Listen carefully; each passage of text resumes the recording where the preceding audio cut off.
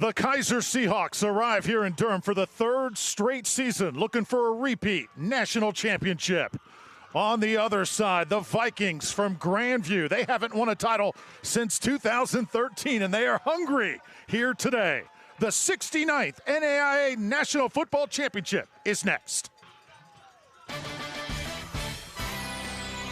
Welcome, everybody, to Durham County Memorial Stadium. It is cold, but the hype and the fever is in the air as Kaiser, the team out of South Florida, takes on Grandview, representing the community of Des Moines, Iowa. The battle for the red banner starts right now, and we're so excited you're with us for what should be a roller coaster of an afternoon. Drew Felios alongside the former Florida State national champion, Forrest Connolly. Forrest, this game has all the makings of a classic. Well, right now, if you're Kaiser, you're trying to start that dynasty, their third straight championship game. And for Grandview, they want what they last got in 2013. So that creates an awesome, awesome game today. How about the Seahawks from Kaiser? Dominant once again.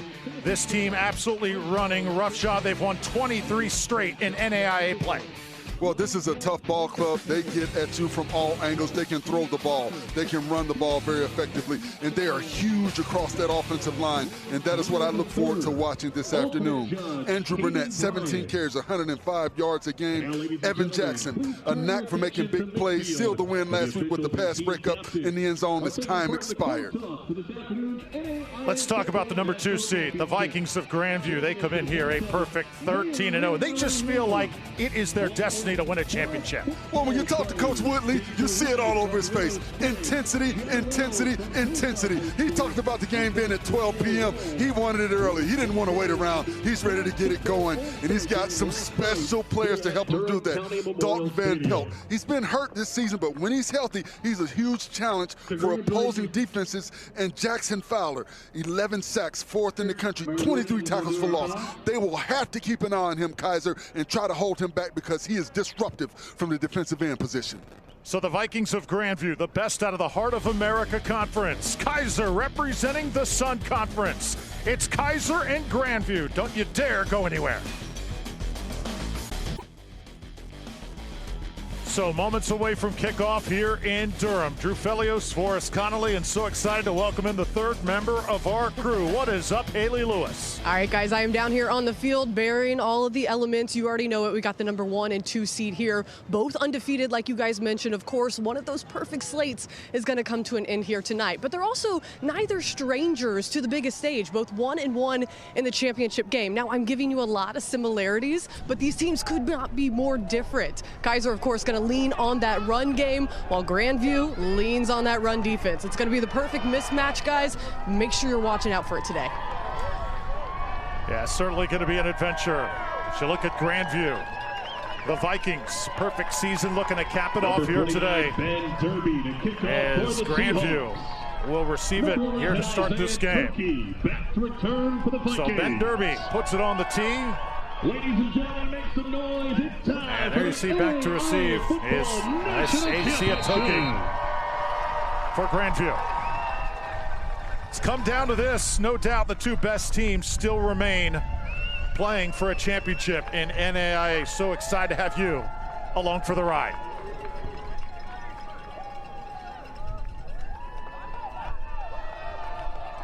And we are underway from Durham. Ball's going to be taken at the 10-yard line. 45 degrees and definitely a nice chill in the air. This is football weather, folks, just how you like it. Absolutely. And when you look at this Grandview team, what they want to do early is establish the run. One of the things that sticks out about this team, in the playoffs, they lead with time of possession at 33 minutes and 46 seconds per game. So they control the clock. That'll be something interesting to look for early in this ball game. Can they establish that run and control the clock and keep Kaiser off the field? It's all about ball control for the Vikings.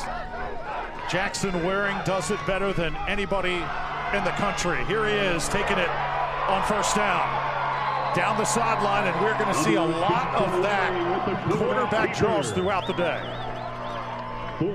I mean, on the ground, this guy has been an absolute force. He'll run a lot more force than he will throw the football. Very comfortable doing that. And that's what makes him such a versatile player. You saw on that play early, they got Jason Whelan, Peyton McNeely, 71 and 76 out on that lead, getting around that edge.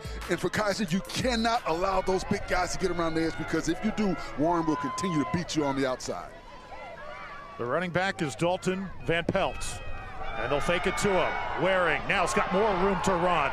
Right now slicing and nice, and he takes a shot though as he takes on all comers on that Kaiser defense. And you see the experience of Waring on that play. He wanted to go to his receiver out in the flat, but Kinsley Johnson, number 5, did a good job of playing the receiver. So what Waring did was tuck the ball, get north and south, and get 8 yards. The thing I think the coaching staff wanted him to do, though, slide. You don't want your quarterback taking too much head-to-head contact like that, but a smart play by the quarterback, taking what the defense gave him. Saw Kinsley Johnson that time in on the play. And another first down here. Vikings trying to develop some time. Oh, that's a shoestring catch right there. Well done by Tate Stein-Smith, able to reel it in. And Tate Stein-Smith, the former wide receiver, you see the ability to get the football in his hands. That's that catching ability that he adds from the running back position. That's why you transition a guy from the outside to the inside. He's more versatile coming out of the backfield, being able to catch that football. If that was a true running back, he may not have been able to make that catch. So a good job by Tate Stein-Smith showing those wide receiver skill sets. Lots of weapons on this Vikings defense. Stein-Smith certainly won. Now they'll sweep it. This one going left. Peyton Good has it near the 40-yard line, and he's hit right there by Evan Jackson. So being that it is a cold, bitter day for us, you gotta think that the team from the north probably likes that a little bit more than the boys from South Florida. Well, I'll say, Drew, in the warm-ups, yeah, but when you get going in the game, that adrenaline gets going, and you make that first contact, because that's the key. You got to get that first bit of contact out of the way. It's going to hurt a little bit, just stings just a little bit. But after you get that first contact out, you're ready to play ball. Second down and medium now. Grandview on the move. Play fake, looking downfield and going for the home runs. Got his man out there and just overshoots the wide open Zane Johnson. Incomplete. Intended for number 1, Zane Johnson. And he had everything he wanted on that play. You saw the skinny corner route by the receiver. There was a mix-up in coverage on the backside, and it was kind of a rub route concept, but a good job by Zane Johnson getting to the open just a little bit much on that ball. And you may look at the wind playing a part in that ball being overthrown. We've got some real tough wind out here this afternoon, and that may have played a part in that ball being long. From the 40, third down and 5. Waring trying to scramble out of it, create some time, trying to get that first down. He's going to be about 2 yards short. Good coverage downfield by that Seahawks secondary, and now it's decision time. And a good job by the secondary. They went with a cover 1 look right there, 1 deep safety. They had man coverage on the outside. A good job sticking to those guys, not allowing them to break off and get into an open space for Warren to try and get the ball down the field to him. So, Forrest, here we go. 4th down early in this game. You need about 1.5 yards. What's the call? Absolutely. You've got the player of the year in NAIA, Jackson Waring. You've got a dominant offensive line at 6'4", 296 pounds. You've got to challenge those guys to go and get you 1.5 yards. Early test here for this Seahawks defense. Sling it out right, and he is going to have enough for a first down. Oh, nice tap. Keeps those feet going, tiptoeing along that sidelines, and that's Lance Clayberg doing what he does best. And it looked like the defense forgot about Lance Clayberg. He's out there all by himself in the flat, and by the time the defenders are able to react and get over to him, he's 6 to 7 yards down the field when they only needed 2. That's what happens a lot of times when you've got 4th and short. Everybody packs it in. So first down from the 19. Let's check in quickly with Haley. I've got to win those moments. We need to be more physical, winning pressure-packed moments. It looks like they won it on that 4th and 2. Yeah, they certainly did. Big moment early on goes to the Vikings. As pushed out there is Dalton Van Pelt. Van Pelt has just been money for this Grandview attack. And right now, early on, Grandview is winning at the point of attack. Those offensive linemen are firing off first. They're making first contact. They're getting inside hands. They're getting pushed up the field. And those interior linemen, the guards in the center, are getting climb up to those second-level defenders and covering up those linebackers. Kaiser has to do a better job at the point of attack, getting pushed and pushing those guys back. They need one now. Grandview, an impressive drive here to start the game. Inside the 10, Waring calls his own number, needs a block, shakes a tackler, keeps those feet going. Did he get in? They're going to say he is just short, and did he lose the football? Fumble on the play. So Kaiser able to come up with it. Inches away from 6 points were the Vikings. Wow. And you see Waring following his lineman down the field. He does a good job breaking the tackle. And right here, they're able to strip the ball. Great job by number 24 on the outside. C.J. Gilmore getting his arm in there. Excuse me, 21. 24, that's right, 24. C.J. Gilmore getting his arm in there and punching it out. That is exactly what the coaches ask you to do on the goal line. Waring is thinking he's getting ready to cross the goal line, and right there he punches it out. And Hunter Hargrave, the leader of the defense, comes up with the football. And what a turn of events, Drew. You've got a Grandview offense that has had positive plays on every single play. Get down to the goal line. Timeout. There's their first time out of the half. Timeout called for Grandview. I think the Vikings, if anything, just need to take a deep breath. What a swing of events. Kaiser football, second down when we return.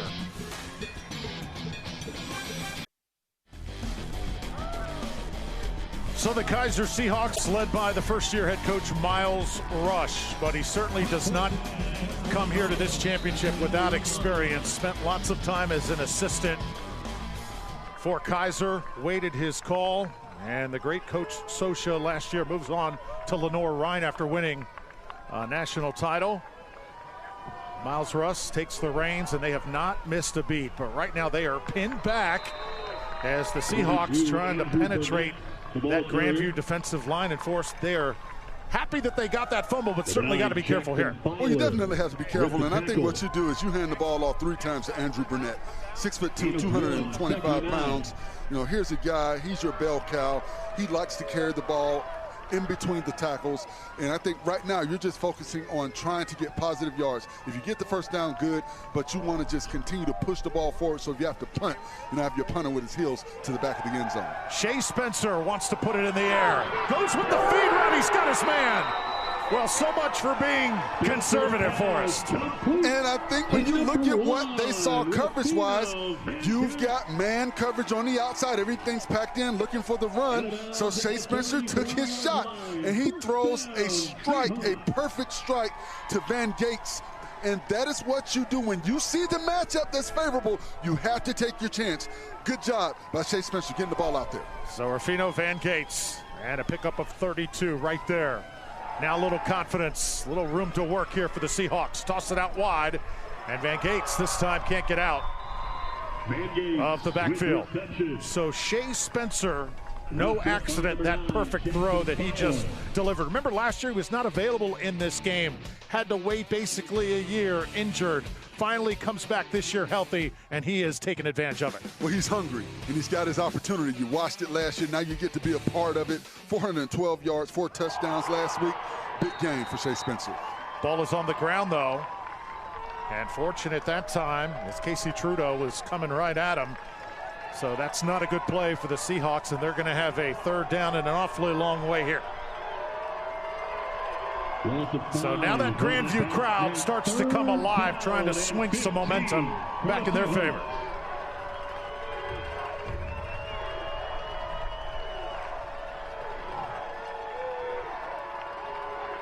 Spencer, under heavy pressure, barely gets it away. Not much to do with it, though, for Louis Everhart. And it's going to be a 4th down and a punting situation for Keiser. And a good job by Grandview. They went with a cover 2 look right there. They're keeping everything in front of them. We'll give up the yards, but we're going to keep you in front of us and keep everything behind the sticks. That is exactly what the doctor ordered defensively. They gave up the big play on the 2nd down play from the goal line, but they were able to hold tight and force a 4th down punt. So Ben Derby back to punt it away. And there's Toki standing at the 31 for Grandview. Electricity early on in this football game, just what we expected here midway through the 1st quarter. Kick a bit of a wobbler, takes a bounce at the 38. Toki will take it from there, and he's got it up to the 37-yard line. So possession for each club, no damage done just yet. Toki was tremendous last week in the semifinal as Grandview comes in here in great form. Let's send it down one more time. Haley Lewis, what's up? All right, guys, you saw it there, forcing them to punt. Toughness is what this team is all about. When we spoke with them earlier this week, as a defensive unit, they said they pride themselves on just doing the fundamentals, getting something rolling here. And guys, we can see them on the sideline here, getting hype, getting the crowd into it. They're starting to build that momentum. Yeah, Grandview now trying to regroup after the turnover on drive number 1. Nice throw, this time to the far side of the field, and there's Toki coming down with his first grab. When I say he was brilliant last week for us, how about this?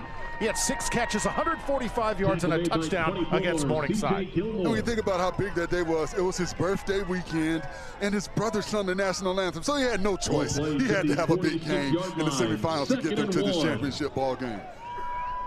Coach Joe Woodley says so excited for this young man. He's put in so much work for this program. And the fruits of that labor really starting to pay off. 2nd and 1 now. Vikings will pound it.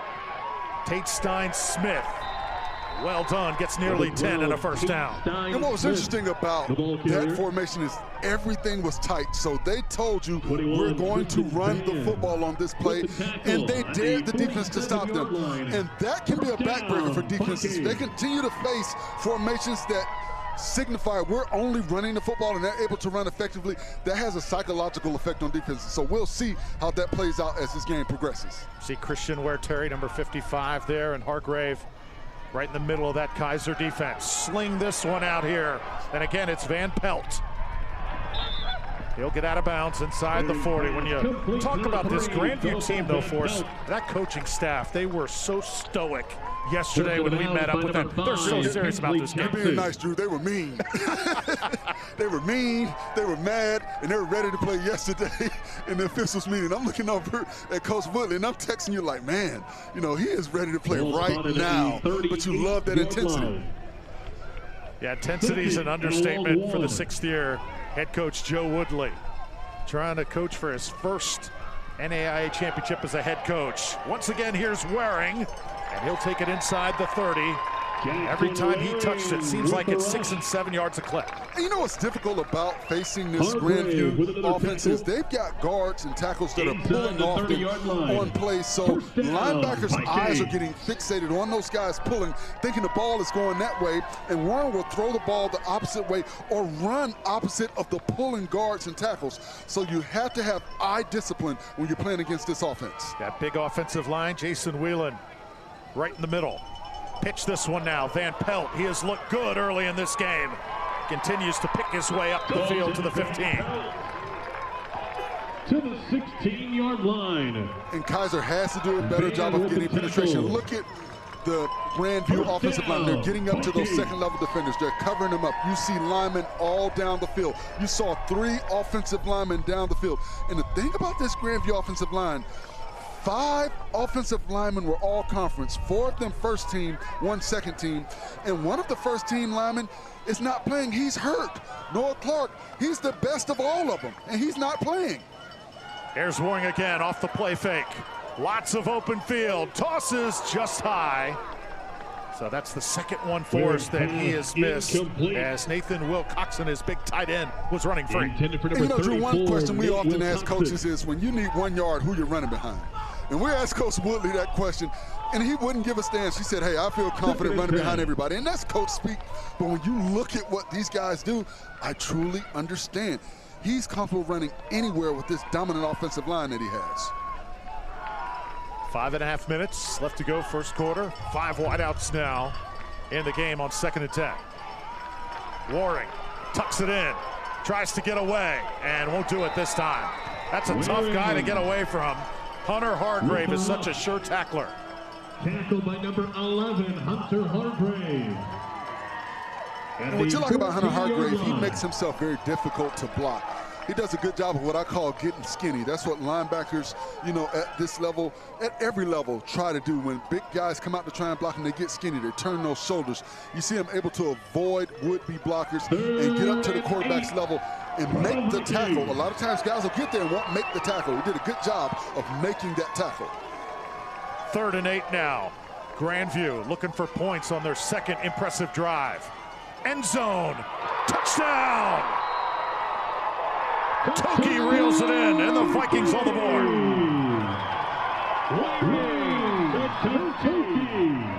For the score. And you see there's no back end coverage, there's no safety help. Toki runs the skinny post, and the defender gets in a trail mode, timing battle. You've got to try and stay in front of this receiver, keep inside leverage, especially when they're running those skinny post routes, but he has to be fearful of the corner route, so you've got to kind of play that even.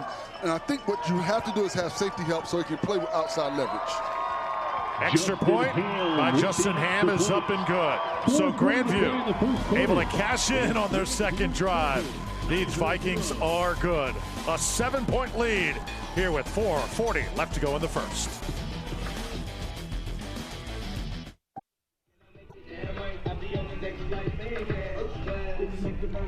Grandview Vikings head coach Joe Woodley. We talked about his approach this week. All business, to say the least, coaching for his first national championship. He's been at the school 17 seasons since the start of the football program in 2008. Former Iowa State player. As a head coach, you know, it's just different when you win it as the head coach of the program. It hits different for us. He is so hungry today. Well, to tell you what type of a special coach that he is, he's been the head coach for 6 years, and 5 of those years, he's won the Heart of America Coach of the Year award for the conference. So that lets you know what you have in a coach with Coach Woodley. As good as they come in NAIA athletics. So Kaiser trying to get it going. As this return up just across the 20-yard line. That's Claudel Sherman doing the honors. The NAIA representing 237 member institutions, 21 conferences nationwide, committed to the true spirit of competition by being a champion of character through 5 core character values: respect, integrity, responsibility, servant leadership, and sportsmanship. It is everything good about college athletics. And we're so excited to have you with us here today. So the Seahawks pounding it once more up across the 20. Drew Felios, Forrest Connolly, Haley Lewis, and Big Foe. Great to be with you as well as the rest of our crew. Absolutely, absolutely. With the tackle. And right now, if you're Kaiser, you've just got to settle down, settle in, get that run game going. You know, use your big guys. Use Jaden Miller, Bo Beard, Andrew Burnette, Jaden Meisinger. You know, get those guys to running the ball effectively, get that offensive line to firing off. Spencer takes a little time, lots of protection. Flanked out to the right here, and Hill try and get as much as he can. Well done. Shea Spencer's got some pretty good wheels over there. And it's got to be awesome for Shea Spencer to be able to play in this football game. You talked about it earlier, Drew. He was not able to play in the game last year. But you see, good job by the offensive line, giving them protection that he needed, but good coverage on the back end. So Spencer gets to the outside. He doesn't see anything down the field. He doesn't try to throw it back across his body. Sometimes quarterbacks try to do that to make the big play, but he does enough to get the first down and move the sticks. Spencer is Kaiser's all-time leader in total offense. Came in here with nearly 6,500 yards. Keep it on the ground now, trying to establish it. This guy was awesome last year.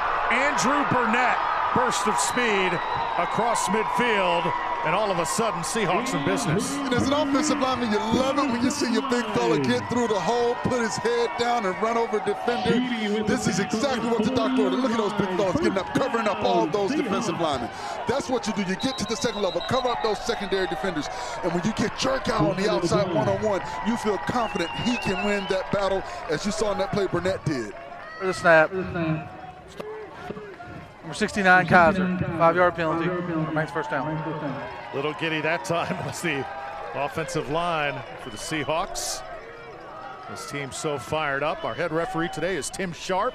Tremendous officiating crew we have on hand with us. First and 15. Jude Carriere right there, big 69.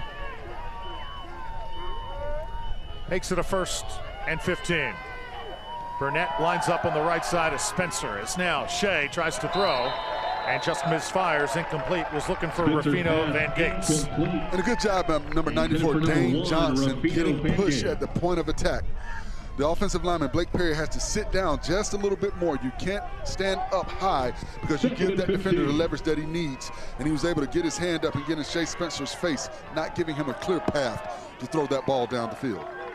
This Kaiser team, they have walked a tightrope this year. Mentioned the 12-0 record, but they have had many close calls, including last week's win over Benedictine. This one is caught, though, right at the 30-yard line, and they'll move the chains one more time. Louis Averhart reels it in for a 1st down. And a good job by Averhart on the curl route. He sat down, he saw the opening, gave Shea Spencer the lane that he needed to throw football, and Shea throws a strike. At the 30-yard line, 1st down, Seahawks. The Seahawks offense certainly fun to watch. Last week, Spencer with 412 yards through the air. 72 yards rushing to go with it. Little flip this time on the jet sweep as they get Kensley Johnson. Rather, that's Mauricio Porcha. Number 5, Rico taking it up. Porcha. And a good job by Van Gates blocking on the outside. I like what he did. He stalked the defender.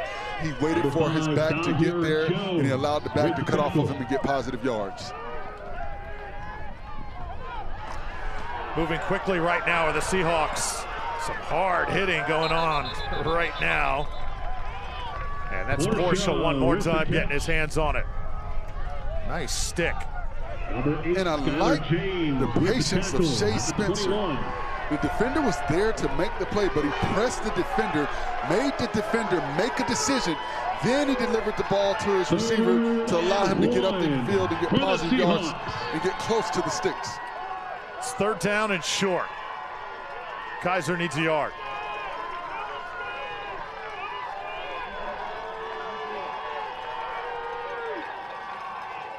Burnette is the running back.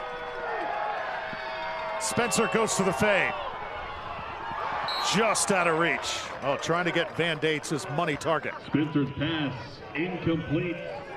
That was a good job by Spencer on that throw, putting it where only Van Gates can make a play on it. You want to throw it to the corner of the end zone, to the pylon, but you want to give up a little bit. You want to give up enough room for your receiver to try and make a play on it. You also have to be careful, Drew, because of this wind that we're seeing this afternoon. And now forced 4th and 1. I'm giving the ball to my big fella out the backfield. So we saw Grandview go for one of these earlier. Seahawks do the same. Give it to Burnette. Good decision. 22, Andrew Burnette. Andrew Burnett's an absolute load. He's a 3rd-team All-American. And a good job by Shea Spencer to get that snap. It was a high snap. He was able to squeeze it. He didn't panic. And he got the ball to his big fella. And you see what Burnette's able to do. Once he gets going downhill, he runs behind those pads and he falls forward. Moves the chains here. Coming up on 30 seconds left to go 1st quarter. This time, it's Burnette one more time. And he'll bulldoze his way down to the 10. Tell you what, with Kaiser, remember last year how Meisinger was just a freight train on this field, and now Burnette doing the same. And the thing about it, you still got Meisinger on the sideline. So you bring him in the game, you've got fresh legs that can come in and bang as well as Burnette. So that is what makes them such a dynamic offense, the ability to run the ball with several different players and different personnel. Take it down, and that will be the end of the 1st quarter here in Durham. End of the first quarter. So an entertaining first session. Andrew Burnette leading the Seahawks down the field. Can they cash in? Second quarter here in the NAIA Championship is next. You're watching the NAIA National Football Championship, brought to you by State Farm.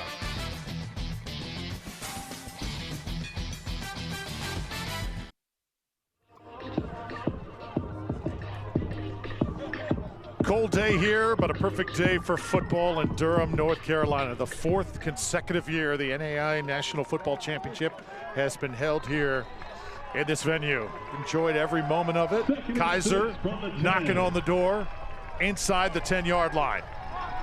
Shea Spencer out of the shotgun. Three wide receivers. They go to the handoff. It's Burnette, and he'll take it close to the 5. Andrew Burnette, the ball carrier. So Kaiser trying to answer the score of Grandview, and they have done it with smash mouth football. Absolutely. It's not a time to get cute. Just continue to go downhill like you've been doing on this drive. 3rd and 1, more of Burnette. This time, though, the Vikings there to stuff it.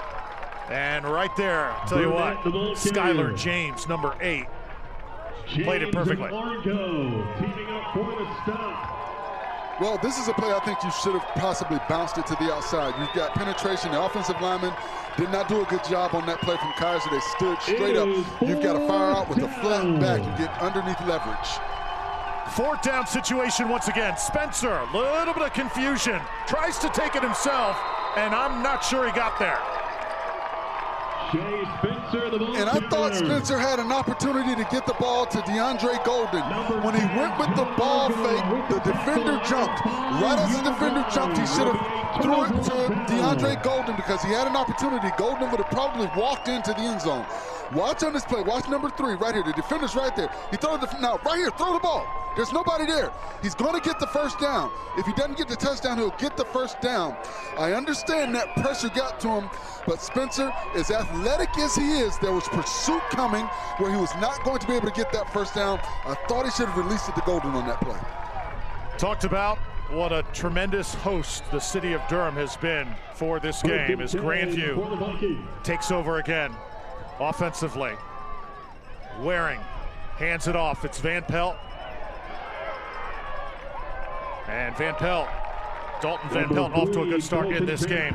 But Haley Lewis is down on the field right now with the mayor of Durham. Haley? All right, Drew, I found a very important person here in Durham. We got the mayor, Leo Williams. Thank you so much for joining us. What is it like having the NAIA championship here again?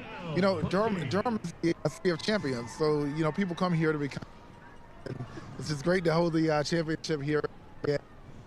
Really, really special to bring folks from across the country to build community right in Durham. Well, it's always a fun time when we come here. I'd love to ask, what makes Durham so special? You know, Durham is the city of opportunity. You know, we're a city of, you know, innovation, of course, championships. Oops, one's in the making right now. There's one in the making right now. So toss the coin, may the best team win. Really excited. But Durham is just a wonderful place to be. You know, we're a mid-sized city with a global status. So, well, thank you so much again for having us. Drew Forrest, what's going on behind us? That's great to meet the mayor, Jackson Waring, right now. He is the mayor on the field in this game. He has taken control of things. Well, you talk about a dual threat quarterback. You talk about quarterbacks that can run for first downs. Well, Jackson Waring is a dual threat quarterback that can run for touchdowns. You see the ability when he gets to the outside. He's got balance, he's got speed, he's got vision. He's almost like a third running back in the backfield, but you have to be wary and careful because he can pass the football. Player down on the field, back at the 22-yard line, being tended to. While that is happening, we'll step aside from Durham.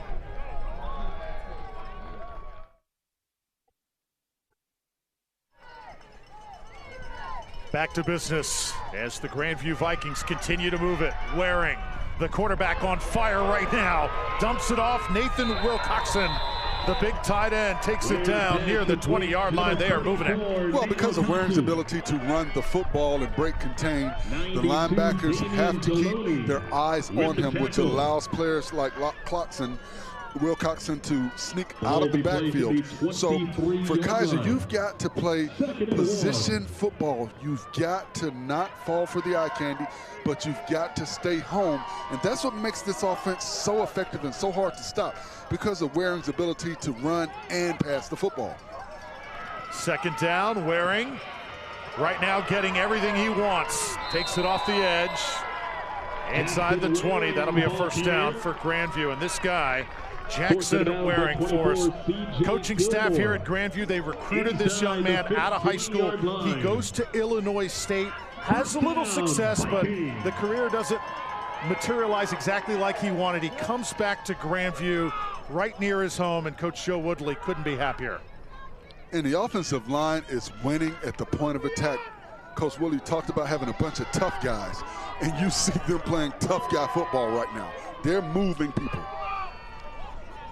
First down, Another jet sweep. This one taken off the edge again. Great speed by the skill player, St. Johnson.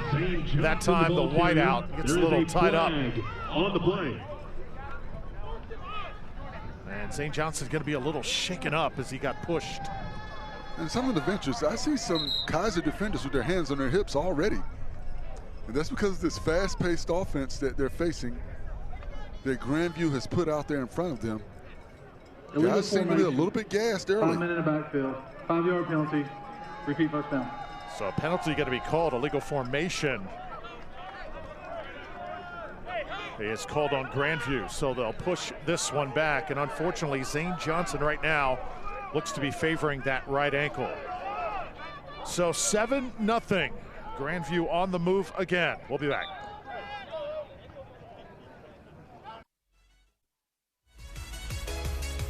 The road for Grandview to the championship. Decisive wins. Took down Northwestern 17-0, and then the win over Morningside. Impressive when you can take down a program like they did, as decisively as they did. Coach Woodley and his team trying to finish the deal here today, as Waring has to run out of bounds. He'll lose yardage that time. And that was a good job by number 92, Damian Deloney. You know, keeping that edge, keeping pressure, not allowing him to get around that edge, to plant that foot and get north and south. When you're able to hold that edge, you allow pursuit to get there. So that's what you have to do. You have to be strong at the point of attack, not give up that edge trying to make the big play. Do your job. Do your 111th. Second down. Lots of ground to make up here for the Vikings. Waring over the middle. Got him. Toki. Touchdown. Oh, wow. Waring to Toki for the score. And it's all about the formation. You see Toki, he's close, like he's playing a tight end position. They get the matchup that they wanted. He ran right by C.J. Gilmore. That's what you want of your Kaiser. You want your cornerback in coverage, but the way that formation was set up, C.J. Gilmore was set up to the outside, and all Toki did was go with an inside seam route, and he was able to get position on him, and there he had no chance to try and cover him up. Extra point up and good. And Grandview doubles their lead at 14-0. Toki has been awesome thus far in this game. And you look at the past few weeks for us, he has found the hot hand at the perfect time. Well, if you're Kaiser, you had to know coming into this football game that he was a guy that you had to keep your eyes on. Coming out of last week's game, and you talked about it earlier, drew 6 catches, 145 yards, and 1 touchdown in the semifinal to get to this championship game. You have to know that he is one of the focal points of this offense. Coming into this game, he had 831 yards receiving. So, you know, and the thing about when Coach Woodley talked to us, he said, you know, we're a different kind of team. We don't have just that one superstar guy. We've got guys all across the board. So when teams prepare for us, they have to prepare for a plethora of offensive weapons. But once again, preparing for that, you had to know coming into this game, he would be a focal point with what he was able to do last week. So Cody Krushwitz to kick it away here for Grandview. Number 24, Cody Krushwitz to kick off. Kaiser down double digits here with 10:50 left to go in the second quarter.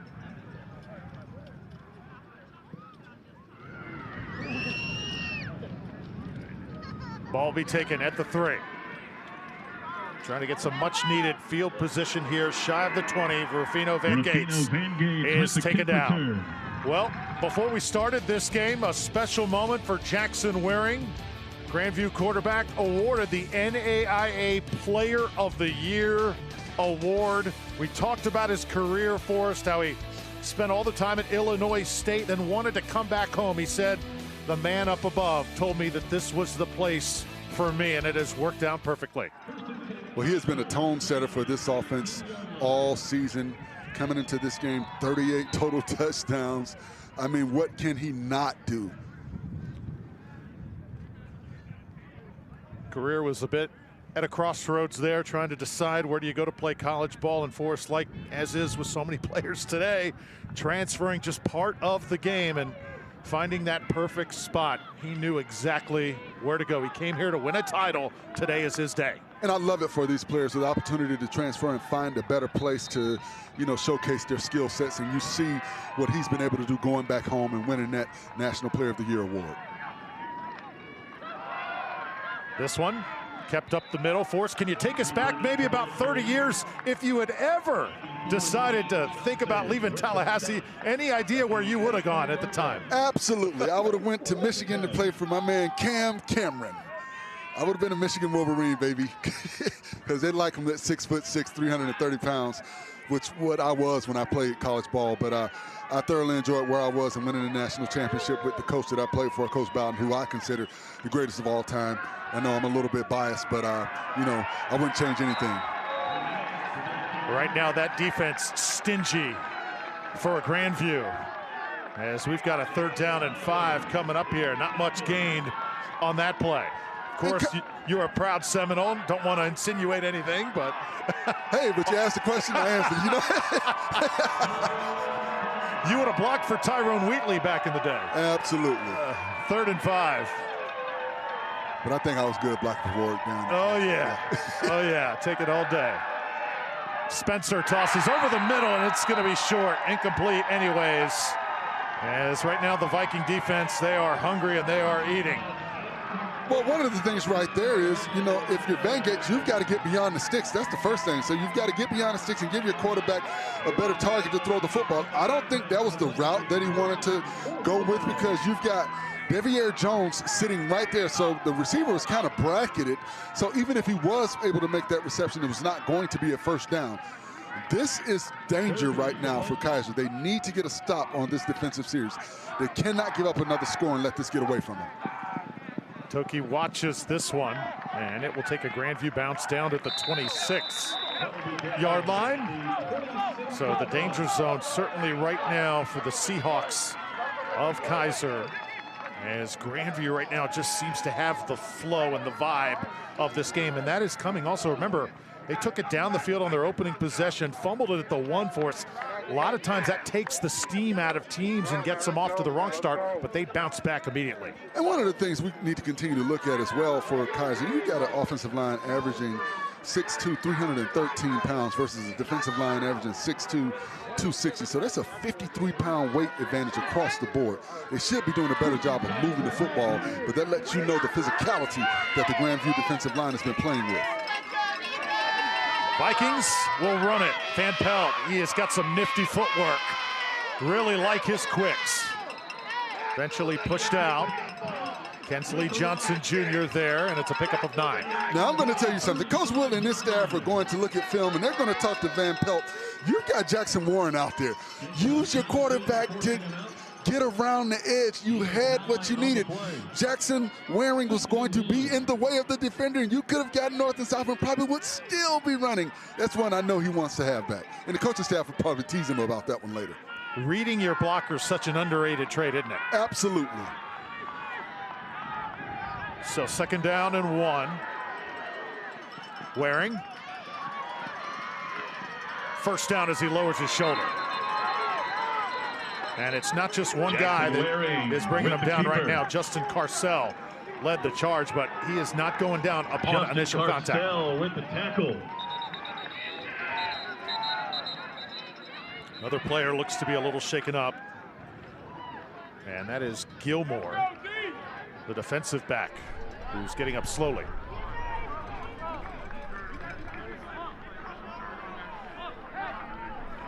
So Gilmore gets up, looks like he's okay. We've been talking a lot about Coach Woodley and all the family history. What a coaching family this is. Haley is down on the field with more.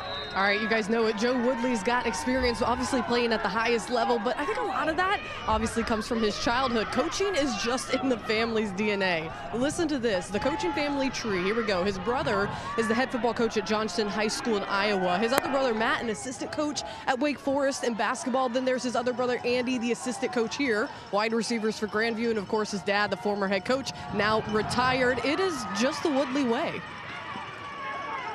That's pretty good stuff. Thanks, guys. Jackson Waring with the rush. So Coach Joe Woodley right there. Haley, I got to ask you too, because not only the Woodleys come from a coaching tree, but you come from a coaching tree as well, a coaching family. What is that like? Got to be cool. Listen, a lot of moves. I remember growing up, I just told my parents, tell me where my bed is at, and I will be happy. Hey, I wouldn't change it for the world, though. Well said. Second down and 6 yards now. Grandview, ball possession throughout this first half. Once again, it's Van Pelt. He's carrying a load and gang tackled. Hunter Hargrave hanging on there, number 11, standing things up in the middle of that defense. Number 9, You've also got number 9, Kamani Edwin, making some noise. And this is a big third down for Kaiser. They need to get a stop and get off the field. They've got to play with eye discipline. Keep your eyes on Jackson Waring. Have a spy to make sure somebody mirrors the quarterback. Don't allow him to break contain. And if you do, keep him in front of you. Big play here on third down. Kaiser needs a stop.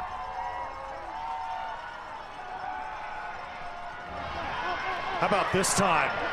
Waring surveying. Dumps it off, and just in front of the marker. That is going to be demoralizing for the Seahawks. Is coming out of there with the football is number 12, Tate Stein-Smith. Too much time. You cannot give a player like Jackson Waring that much time. They went with 3 on the pass rush. They brought a delayed pass rusher, but you've got 5 blocking 4. That is exactly what you should get as far as protection when you've got 5 linemen to block 4 pass rushers. You've got 7 in coverage, but if you give them that much time, somebody's going to find an opening. First down at midfield. And we're going to blow this one dead. Have a false start here on the Vikings.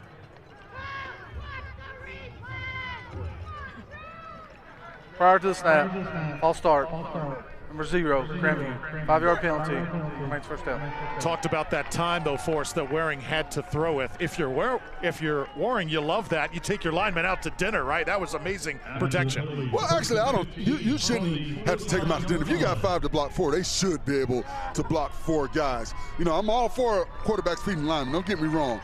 But at the same time, when you've got 5 in there, Drew, you've got 4 pass rushers, the thing about that, though, you've got to find a way to get some type of pressure. I mean, he had no pressure whatsoever. Waring goes to the air again. Oh, incomplete as he overshoots his man. Lance Clayberg was running in stride. And I mentioned the meals. If you're playing for Brock Purdy of the 49ers, you all get brand new cars, right? Absolutely, as it should be. But Brock Purdy knows he's going to get that big boy contract, so he doesn't mind spending money right now. Man, I don't know. Love what he brings to the field. Still hanging in the balance just a bit, though, the contract situation. So Grandview continues to move it. On a 2nd and 15. They've controlled the football and the pace here in the first half. Waring looking for a Van Pelt block. Sheds a tackler. I'll tell you what, just the way he runs. Man, he is good. But a good job by Bam Bryma getting up the field, and that's what you have to do.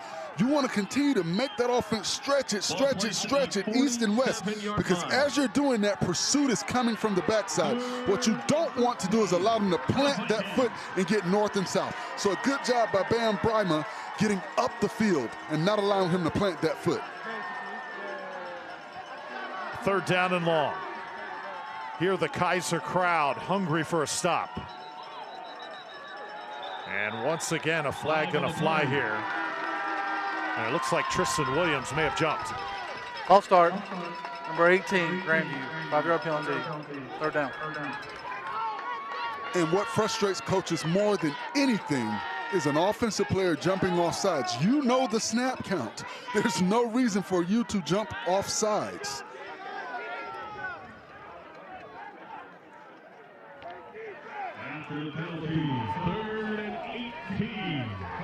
Not many plays in the playbook drawn up for 3rd and 18.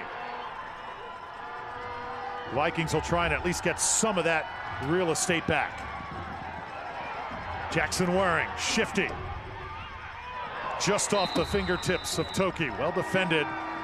And it will be 4th down. You see Maurico Porcha right there, Kensley Johnson making the play. And a good job by Keiser on that play. They went with 7 in coverage, 1 deep safety, cover 1, keeping everything in front of them. And you saw once again, Waring had all the time that he needed, but when you've got good coverage on the back end, he had nowhere to go with the football.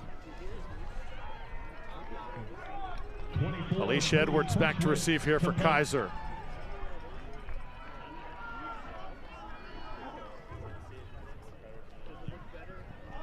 Cody Crushwitz gets this one away. And this one will take a Vikings bounce. Still rolling and finally downed. They're going to mark it at about the 6-yard line. And Drew, you got to field that football. You can't let that ball bounce. You know, that was a mistake by the returner on that play. I know you want to be safe. You want to make sure you get the possession, but you've got to field that.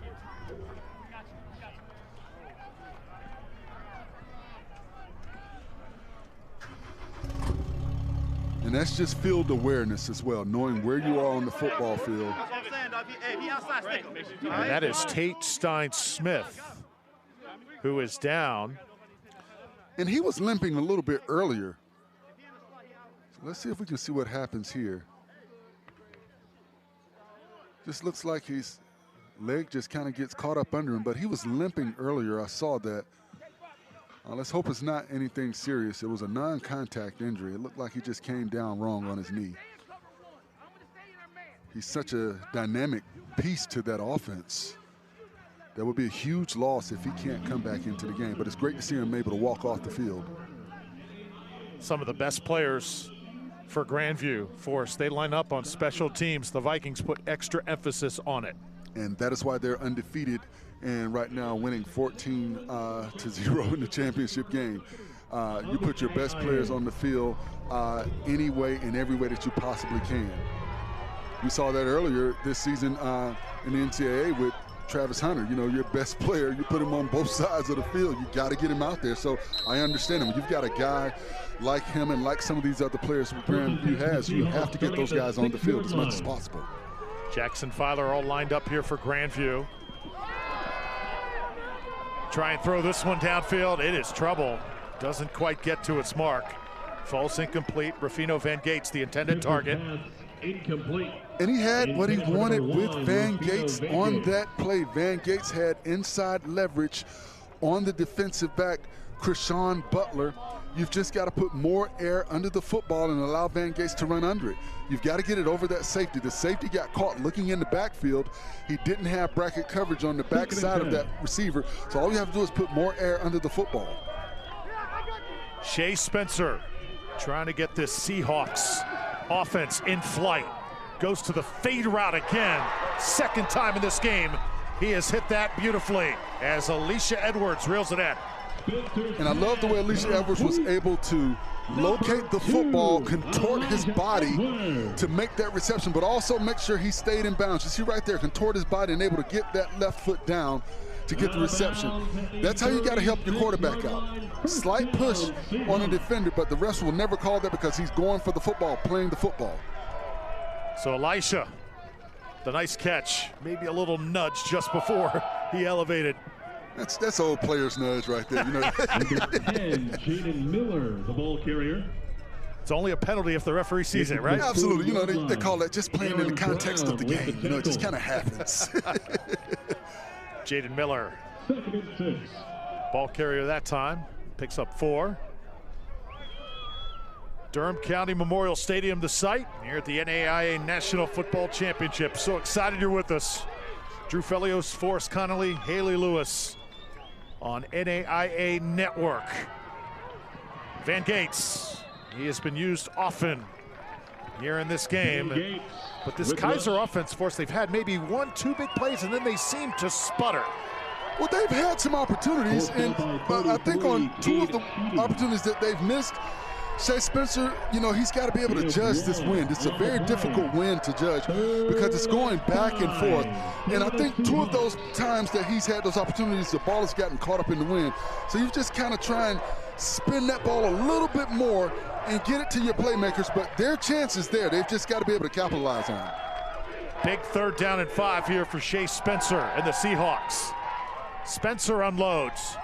Caught it just in front of the marker, but as he turned around, I'm not sure if they're going to give him the mark here. Pass complete to number 2. And it'll be interesting. I think you definitely go for it if this is not a 1st down. At this point in the game, this close to the half, down by 14, you definitely go for it. So they rush it up to the line quickly, and Spencer tries to get that ball across, and it's going to be very close. I don't know. Got there, though. I don't know about that one. It all depends on the mark. And we do have replay officials that can take a look at this if they deem it something that they need to look at to make sure that this is correct mark. Oh, it's going to be short, Forrest. But that's a very favorable mark for Grandview. I think the replay officials will take another look at this. I don't think they got it, but I think it was further than where the ball has been placed. Take one more look. Look at where the ball is marked. Spencer. This is a 2-minute timeout. That's definitely a favorable mark for Grandview. I don't think he got it regardless, but it's still a favorable mark for Grandview.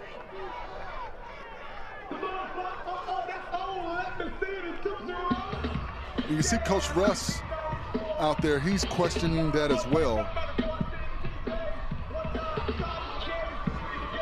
Our replay official is Steve Hazel, and he is looking at every single play for us, so this one could be eventually under review. And one of the things I thought Grandview should have done is, you know, go at the hard count. Go line up, go at the hard count, see if you can get them to jump off sides. If they don't, call timeout, and then, you know, game plan and get the correct play in. Sometimes you try to go so fast because you only need a short amount of yards and you think you can get it, but you put your team in a bad position. I don't know about that play because if you looked at the defense, everything was packed in right there in between the guards, and they have not had much success running the ball, you know, in between those guards since that 1st quarter where they got some positive yards with Burnette. So I don't know about that play call right there. Looks like the call will stand here. Ball will belong to Grandview. 1st and 10 for the Vikings. And Jackson Waring and this Vikings offense back on the field. Under 2 minutes to play here in the 1st half. Grandview has led pretty much this entire football game. And Kaiser has to play great defense on the backside. Their safeties have to get deep. You've got to keep everything in front of you. You know Grandview is trying to put more points on the board before the half, so they may try to go down the field with the vertical pass game, something they've been successful with. You've got to keep coverage on the back end. Keep everything in front of you. I think you also need to have a spy on Jackson Waring. You cannot allow him to get outside the pocket. That's when he's been most effective this afternoon. Plenty of time here for the Vikings offense to go to work. Out of the shotgun now, it's Waring. Lofts it up. Oh, it looks like there was maybe a little bit of contact there. Official's going to let him play. And C.J. Gilmore was on the coverage. There was holding all the way down the field. And I understand the Grandview coaching staff. I mean, he held Brooks the entire route. Watch Brooks, right? He's holding him right there. You can't see him there out the screen right now. He's holding him again, and he holds him again at the end of the route. And they got away with one right there. But I'm still not understanding Kaiser. They don't have deep safety help. You've got to keep a deep safety. Right now, they're getting man coverage on the outside down the field. Waring stepping through. Incomplete. So Jordan Cum, the intended target. It's going to be third down. And one of the first times this afternoon, Kaiser has been able to get immediate pressure on Waring. He didn't have time to set his feet on that play. That's what you have to do with a quarterback like Waring. Get immediate pressure, but be careful on the back end with that coverage. I'm still concerned with what I see with this man coverage on the outside and no safety help over the top, because these receivers are beating the defensive backs from Kaiser down the field with these routes.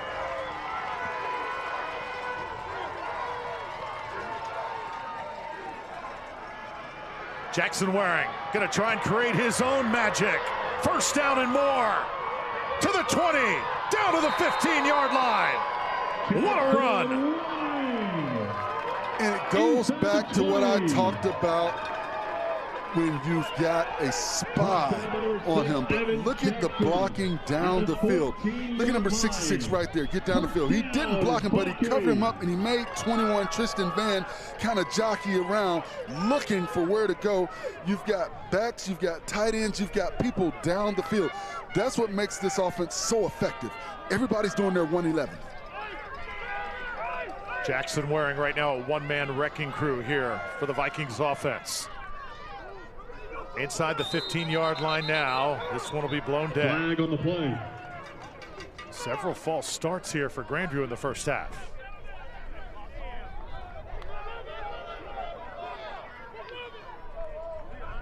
So this is the fourth penalty here on Grandview.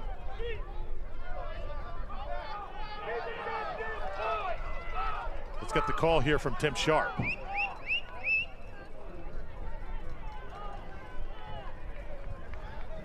Tremendous officiating crew we have. Robert Gant is the umpire, having the discussion right now. False start. Number 87, Grandview. 5-yard penalty. First down. Kaiser's elected to not take the 10-second run out. The clock will start on snap.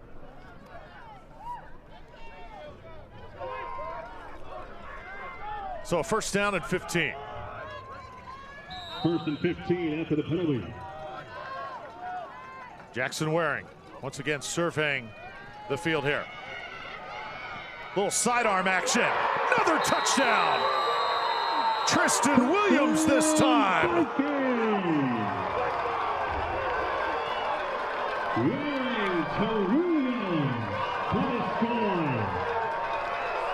And one of the things that the Grandview receivers are doing a good job of, they're running these stalk routes. So they kind of come off the line just a tad bit slow, and then they break into their route concept.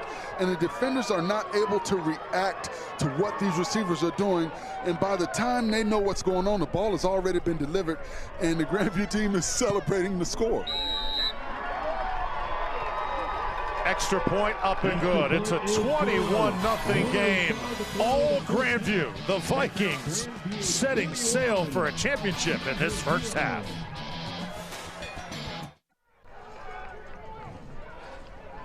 The Grandview Vikings, sun shining on their program right now on the NAIA center stage. 21-0 over Kaiser, dominating this entire first half. Drew Felios alongside Forrest Connolly, Haley Lewis down on the sidelines. So excited you're with us here on the NAIA network, watching streaming for free here at this championship this afternoon.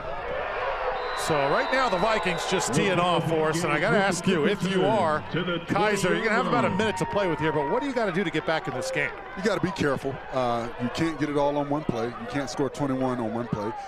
You can get a big play, you know, you try and put some points on the board, but you've got to realize you get the ball coming out in the second half, and there's still a half of football to play.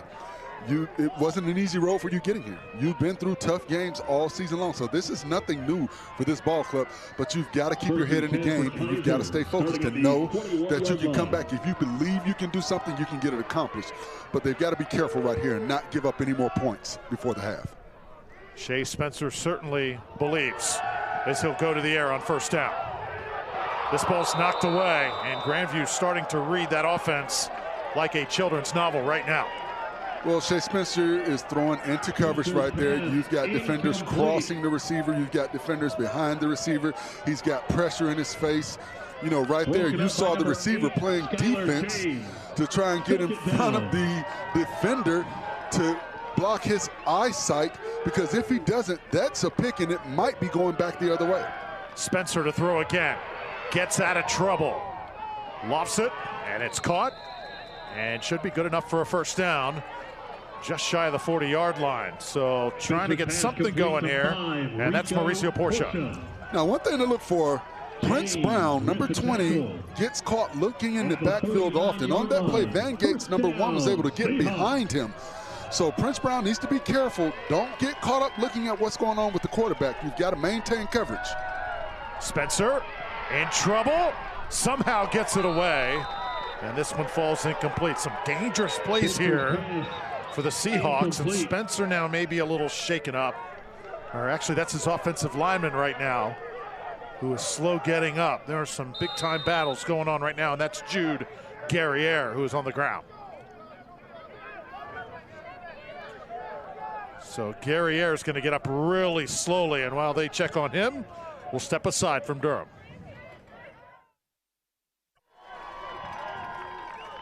41 seconds remain in this first half for the Seahawks to try and salvage something. Lofted in the air. Oh, what an attempt. And they're going to say it's caught. Kensley Johnson, rather that's Porcha. Maurico Porcha climbs the ladder and brings it down. And he did this between two defenders. Great concentration. He got that right foot down and he squeezed the football. A great job on the outside. Now, this is a play I think they will go and look at. And I think there's a flag on the field. And wouldn't this be a setback for an offense that has been looking for that big play? They finally get it.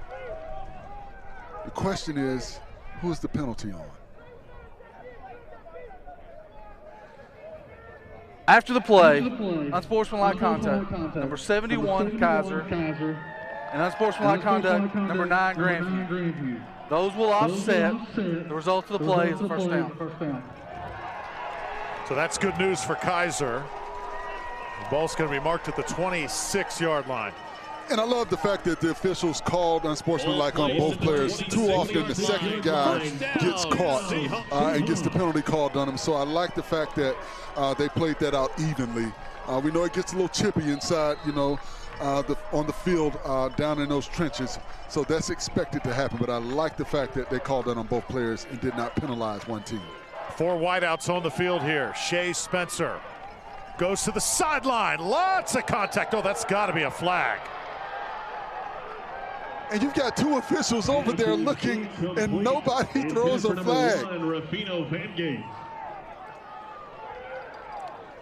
Now look on the replay. Let's see. Shea tries to go down the field. Now he's got his hand on. He never turns around to locate the football. He's just pushing the offensive player out, and you see the offensive player, Van Gates, he's got his hands up. He's looking for the flag. Like, what's going on here? He's holding me. He's pushing me. What are you going to do, referee? What are you going to do? How was that not a penalty? 2nd and 10. Spencer tries to forget it. And this one's going to be thrown away. So that's a tough break for Kaiser.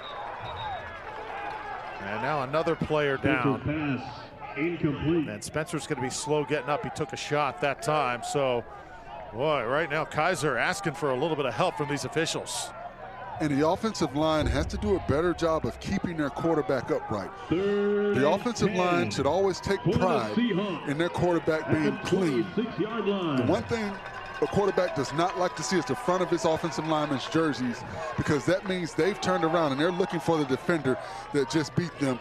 But you see right here. Ooh, took a shot. And you've got to take pride in not allowing your quarterback to get hit if you're a lineman. 16 seconds now. Over the middle. Seahawks get the score. So finally, Maurico Porcha finds Pater. Porcha for the score. Huge. And a good job on the skinny post. And what a huge drive for this Kaiser ball club. Spencer throws a strike.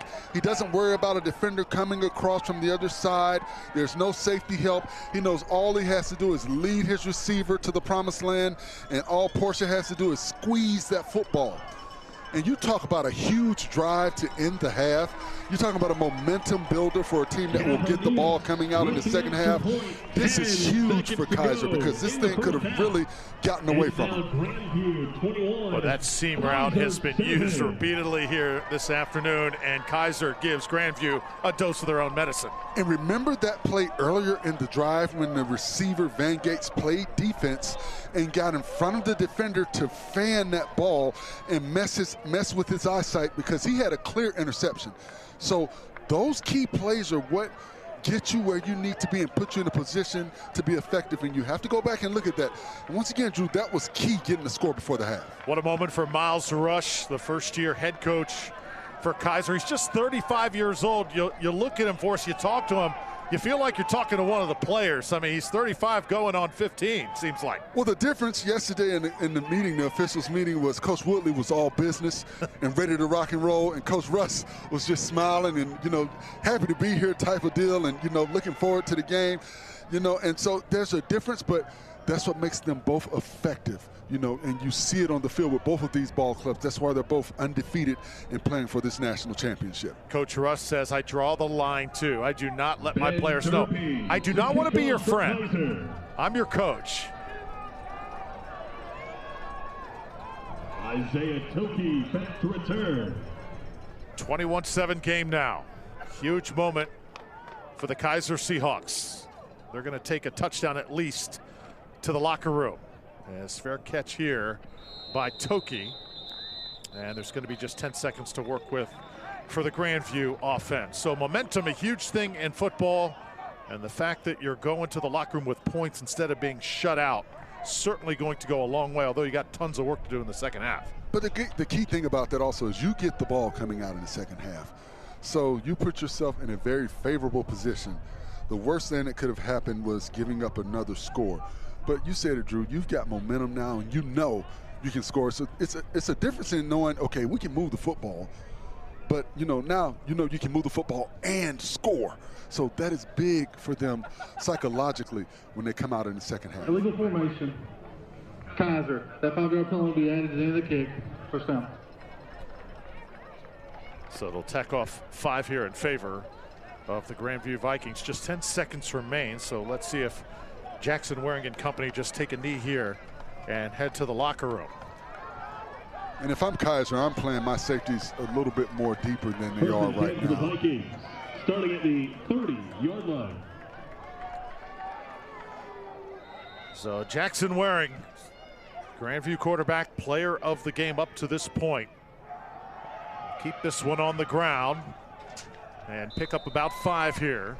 And that should take us to the end of the first half here at the NAIA National Championship game, the 69th edition. Grandview Vikings, Kaiser Seahawks. So far, Grandview has had the edge, but don't count the Seahawks out.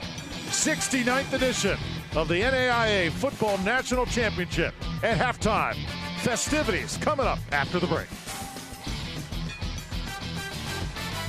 Kaiser Seahawks come out of the locker room. You can sense the sense of urgency that they will have coming into half number 2, because in that first 30 minutes of play, it was pretty much all Grandview from the start, going up and down the field. Jackson Waring leading the way. This quarterback has been something special. Well, he does a good job of being a patient runner. He allows his blocks to develop, and you see here he's got the time that he needs to get the ball down the field to his big play receiver for the touchdown, Toki. And once again, you know, he follows his blockers, and that's the thing that makes him such an interesting and dynamic player. And he breaks tackles. He runs the football like a running back when he's in the open field, putting that shoulder down, trying to run through defenders. And you've got to love that from the competitive nature. And then here again to his big play receiver, Toki, who sees man coverage, gets to inside leverage, and easy score. And then right here, he takes his time in the sidearm to his receiver, Tristan Williams, for the third touchdown of the afternoon. And right there, it looked like Grandview was going to run away with it, but then Shea Spencer got into action, get the ball down the field. Way to squeeze that football in between those two defenders by Porcha. And then he gets the ball to his receiver for the touchdown, Porcha, to get them back into it, to get a score before the half. Now, what they have to do is score the football now coming out. And Coach Russ talked about it, and that's what's exciting about the second half of this football game. This is kind of where Kaiser wants it. This is what they've been doing all season, playing tough, hard-nosed football in close games. And they've had an opportunity to do this last week. They were down by 17, came back and won that football game. So they look forward to the challenge, and you saw that when Haley talked to Coach Rush at the half. Yeah, it's going to take one heck of an effort here. But certainly this Kaiser Seahawks team up to the task. If anybody can do it, they can. As Cody Krushwitz kicks us right into half number 2. Ball's taken from the 5. Kaiser looking for a good return. Oh, man. Got his legs taken out and then was hit from the front. That was a nasty looking return. And a little bit of concern, Rafino Van Gates, that's not the way you want one of your top playmakers to start the second half. And that's the difficulty in that play. This is one of your playmakers, and he got hit high and low. And you just got to hope that he's going to be okay. His left foot looked like he got caught up under him right there. His teammates are trying to help him off the field. Doesn't look good right now. You hate to see that for such a dynamic, for any player, but especially for one of your dynamic playmakers when you've got to make a comeback. So Van Gates helped off by his teammates. And to tell you how special he is, he was the first team all-conference player as a kickoff returner as well as a wide receiver. Well, we wish the best for him. Andrew Burnette gets to the outside. He runs behind his shoulder pads, but he's also got really deceptive speed, and you saw it right there. I love the way he runs the football. He runs with such an aggressive demeanor. He's able to sidestep. He's got, ability to bounce it to the outside. And this is a big guy, 6'2", 230 pounds, able to do that. He's a very dynamic playmaker in the open field with the football. He certainly is. Here he is, looking for an opening. Eventually wrapped up, though, Casey Trudeau, number 46 for Grandview, able to box him in that time. But Andrew Burnette, kind of like the complete running back, does a little bit of everything. Can also catch the ball out of the backfield, blocks exceptional, got good hands. And on that play, Roger Carter, number 59, got knocked back into the backfield. At 6'2", 324 pounds, you cannot allow yourself to get knocked backwards. Now Shea Spencer setting the table. Delivered that one just to the outside. Was looking for Lewis Averhart and fell incomplete. Number 4, Trey Averhart. So third down situation, and this will be a big one here.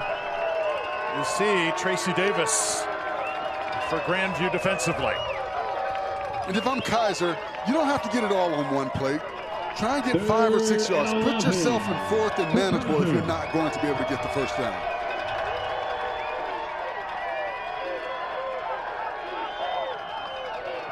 Spencer in trouble, and he goes down.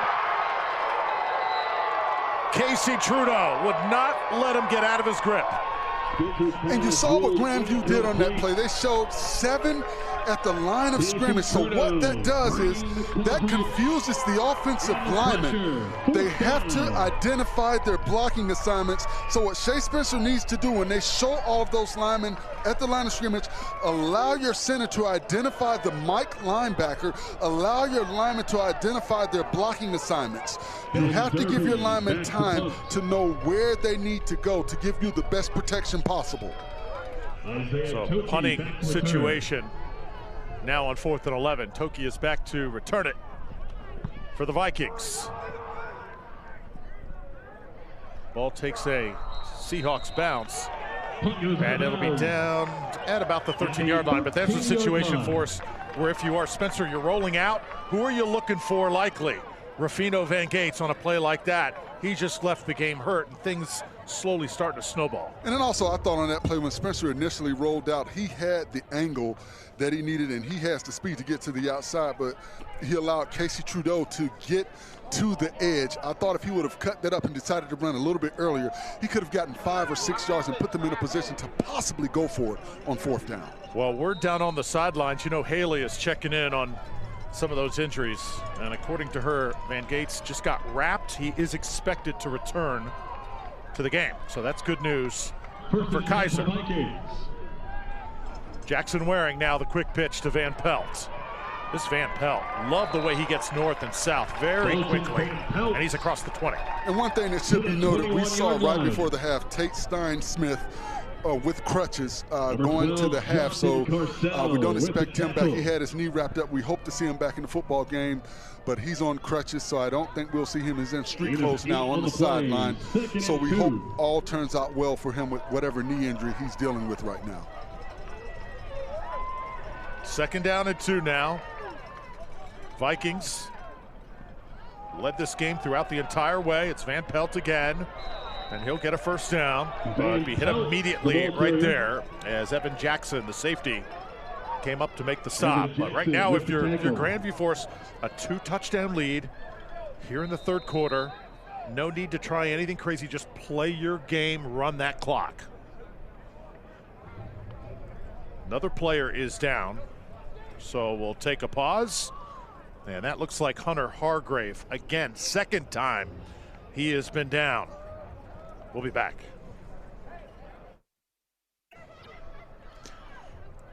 This is the play just before the break. Hunter Hargrave, number 11, the player down. You see the shot he takes right there, and some of these linemen for the Vikings just flying off the football foe.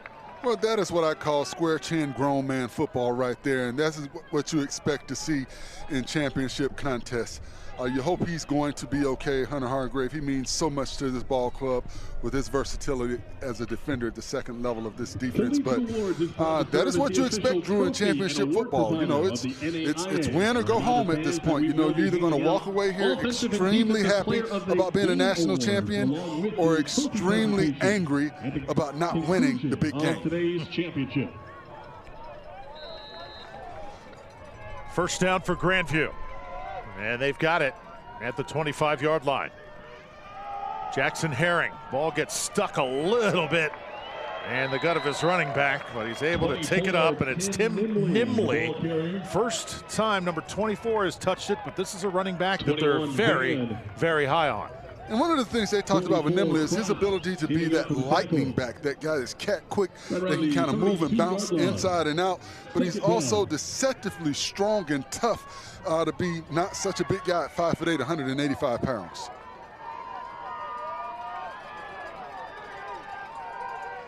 After a 6-yard gain, it's 2nd and 4. Van Pelt flanks out to the left, and this is Herring. Waring takes it just shy of the 35. And going to bring up 3rd down now. Evan Jackson roaming that secondary. He has carried a load today. He's played well. And a good job by Evan coming up and getting the tackle, not giving that edge. He stayed to the outside of Waring, and when he got close enough, he was able to close in on him and make the tackle and prevent him from getting to the sticks. 3rd and 2, another short yardage situation. And we knew coming into this game that it was going to be won or lost at the line of scrimmage. Van Pelt able to move the sticks. And this is where I think you'll see this Grandview offensive line start to try and set the tone and run the football effectively. Coach Woodley talked about it before the half. He said, hey, this team is not going to go anywhere.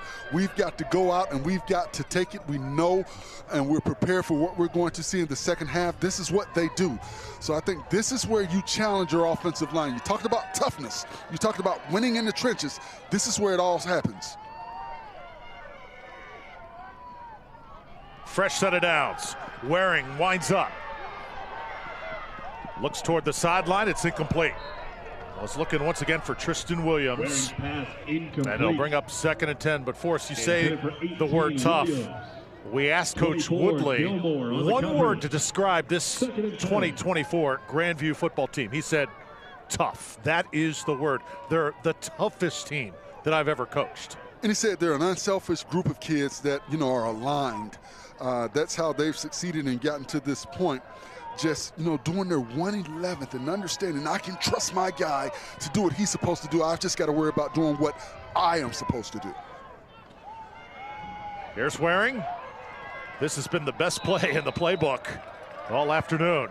Him calling his own number. It picks up about 5. And the thing that's so tough about stopping Jackson Waring is he's got the arm talent when he gets to the outside with that sprint to just stop and rip it down the field. So you have to be mindful of that if you're a back-end defender, but your eyes tell you, hey, I got to go up and try and make a play because this is a big quarterback at 6'3", 225 coming around that edge.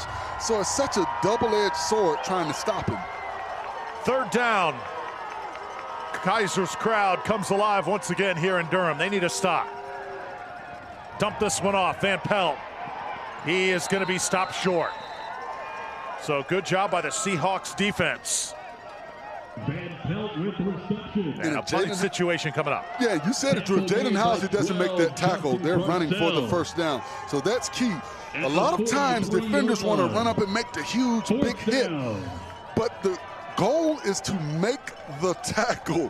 And I like the way he came under control and got his hands on him and got him out of bounds to prevent him from planting that foot and getting the north and south that he wanted to get to the sticks and get that 1st down. So Crushwood's back to punt.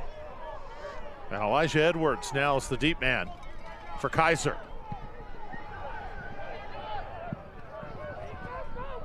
Once again, they let it bounce, and they're going to pay for it field position-wise for us all the way to the 2. And that's the 2nd time that they have done that. You've got to field that football. You know, even if you don't get any yards, field it. You're going to get the ball down, you know, at the 10 to 12 yard line as opposed to the 1 yard line. You put your offense in a tough position. Talked a lot throughout this game about the head coach of Kaiser, Miles Russ. Haley has more on him. Yeah, guys, Miles Russ has been prepping for this role his entire life. He's also the son of a football coach, and he wanted to follow in his dad's footsteps. He was following in Doug Socha's footsteps for the past 6 years, and working as the assistant head coach, he said that Socha made him make those tough decisions. He tells people that he is Doug Socha with a smile on his face, as you guys were talking about in the coaches meeting we had. I mean, it understands why he is now the Football Coach Association for the 2024 Coach of the Year from the American Football Coaches Association. Definitely doing well, deserves to be on the stage. Yeah, he's got quite a future. Was once a running back at Robert Morris. Comes from a great coaching tree. Talked about learning a lot from Joe Walton, the former New York Jets assistant as well. Obviously, Miles Russ, a coaching superstar heading into the future. 2nd down and 9. Short throw. Give a chance to run here for Jaden Meisinger, and that's the 1st time. Number 32 has gotten his hands on the football here this afternoon. He has been banged up all year long, not 100% today, but he's going to try and give it a go the rest of the way. As you can see, there's a little hitch in his giddy, but he's doing the best that he can, and that's what you do at this time of year. Everybody's kind of banged up. You know, you've gone through a 12-game season.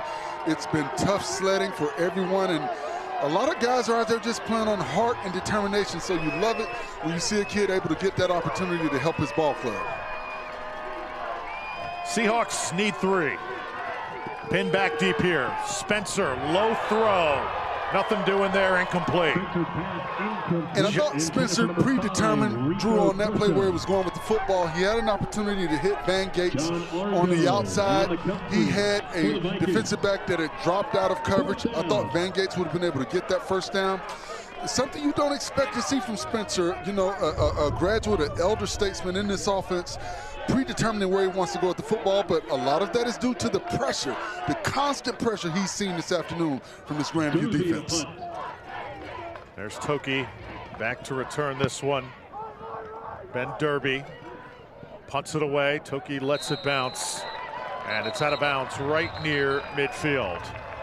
So tough field position for Kaiser. They can't get anything going. And now Grandview has the football once again in great field position. Saw right there on that last play too, John Argo, haven't called his name a lot, but he is the Heart of America Defensive Player of the Year, 83 tackles this season, applying the pressure to Spencer on that last play. And that's been, you know, kind of what we've seen throughout this afternoon. Spencer's had constant, immediate pressure. It's been very rare that he's been able to sit back there and look down the field and locate receivers. And I think that has had an effect on his ability to find the open receiver. We saw in that last play, he predetermined where he wanted to go with the football. And that's because of the pressure he's seen all afternoon. First down, Vikings. Waring once again. Stutter steps, takes it to the 43. Maybe some late contact right there. They're going to let it go. And these officials have kind of let everything go this afternoon because Brooks, Giselle does get a late hit right here on Waring. Waring's down, and watch number 43. Yeah, that's a tad bit late right there. It should have been called by the officials, but they're letting him play today. Picks up nearly 6. And I'm still not understanding why Kaiser hasn't employed a mirror, somebody to just kind of mirror Jackson Waring. Waring again sees an opening, takes advantage of it, and just very calmly steps out of bounds near the 20. And Waring has just continued to beat and batter this defense. He finds the seam, he gets up the field. He's a very patient runner. He follows his blockers. You see right there, number 58, Nate Timmons gets up on the second level defenders. And once he does, Waring cuts off of his hip and gets to the outside. And he does a good job of avoiding extra contact on that play, getting out of bounds, getting positive yards, getting the first down, but also getting out of bounds. Grandview came into this game the 4th best rushing attack in NAIA football. They're showing why here today. First down.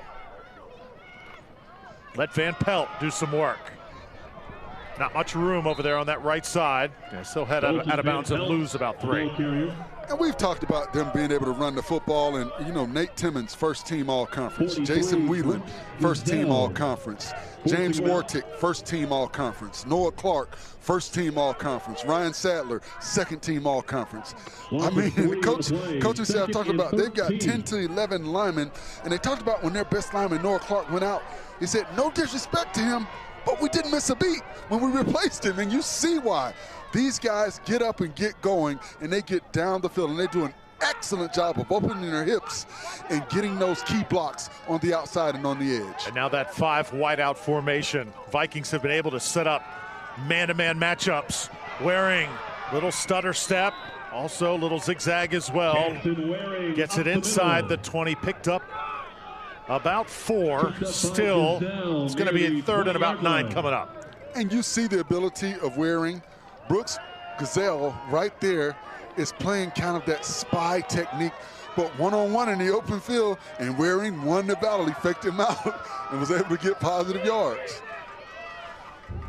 Another long drive put together by the Vikings, the number 2 seed.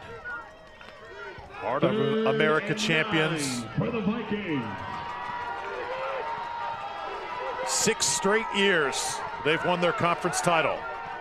Showing why here in this title game. And a timeout called by Grandview. As Coach Joe Woodley will chat it over with his guys. Give us a chance to step aside. 21-7 here from Durham. We'll be back.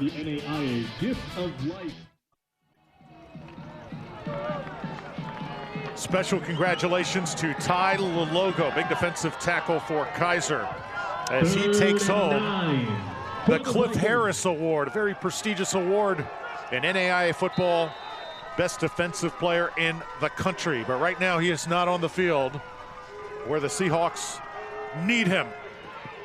Grandview still attacking. Wide open in the end zone for the touchdown. Jackson Waring finds Corey Phillips, and it's 27-7.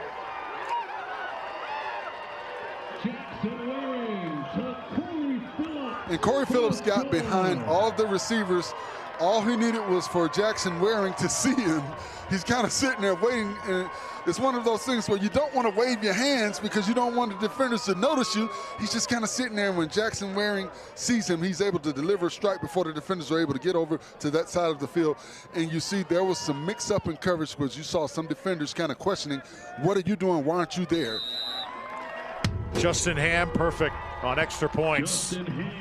Corey Phillips gets on the score sheet, and a big hug from the coaching staff.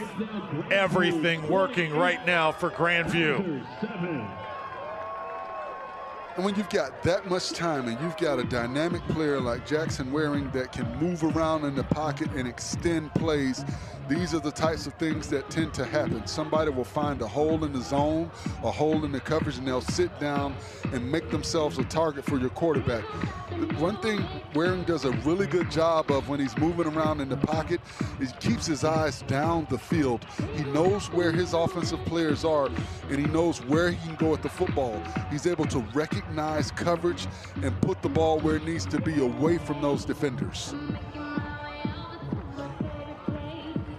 What a performance by Jackson Waring so far. Coach Woodley emphasized that the players that are here in this program, Forrest, are here for the right reasons. They're here to win championships.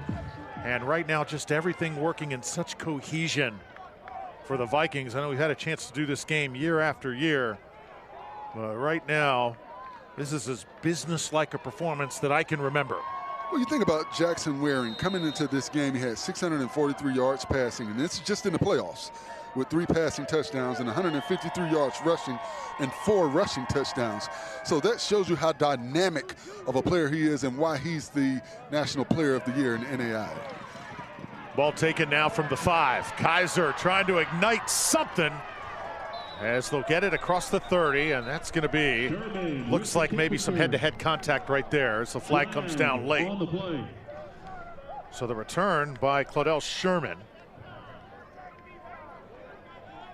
And interesting how the referees assess this penalty here.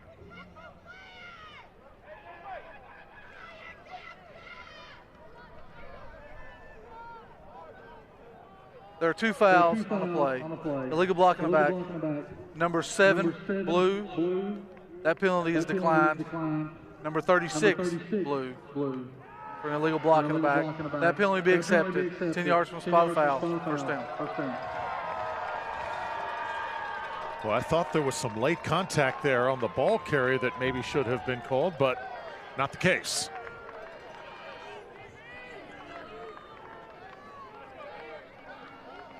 Not many breaks from the officials today for head coach Miles Rush and the Kaiser Seahawks.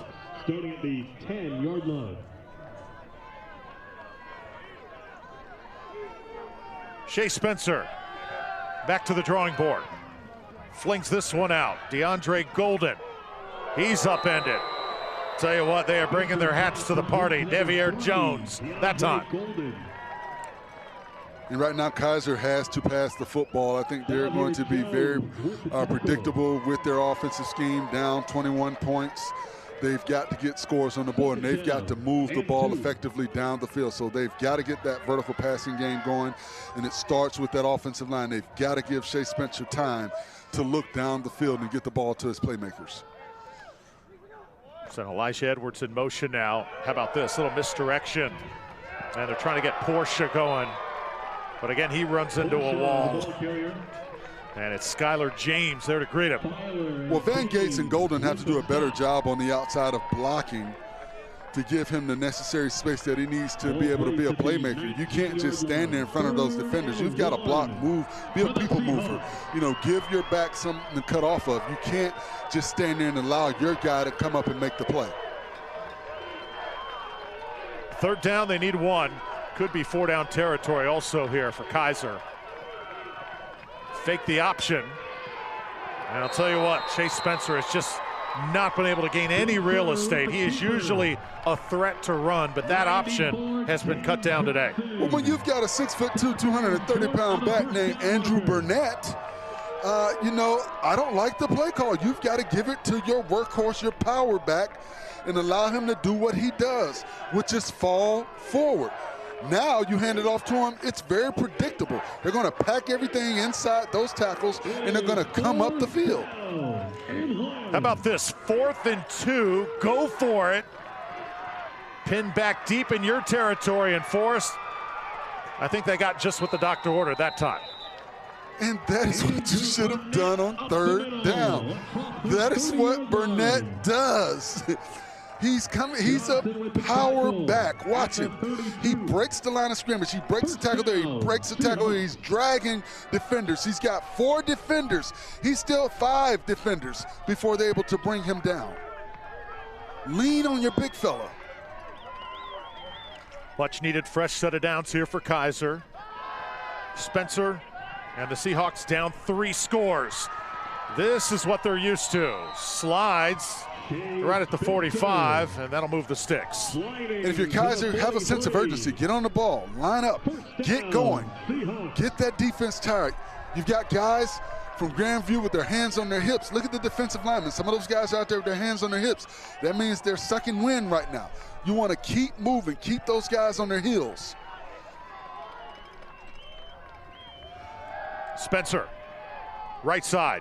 Receiver falls down, good hands. Able to grab it, and Rufino Van Gate's back in the game. That's a good sign for them. And a good job by the offensive line, giving Spencer the time he needed to throw the football down the field. Find the open receiver. You're Spencer. You don't have to get it all on one play. You just want to get positive yards. Keep moving the ball. Keep moving the chains. Get beyond the sticks. 7-yard pickup. Spencer gonna have to do this with his arm here. Tipped up, nearly intercepted. Another dangerous play, falls incomplete. DeAndre Golden was the intended target in the middle of that defense. And this is a bad throw by Spencer. You have to be very precise when you're throwing over the middle because you've got defenders flashing. All of them, you see right here, this is what Spencer sees. Now you've got to put the ball right on the inside, but you've got to see that defender coming from the other side of the field.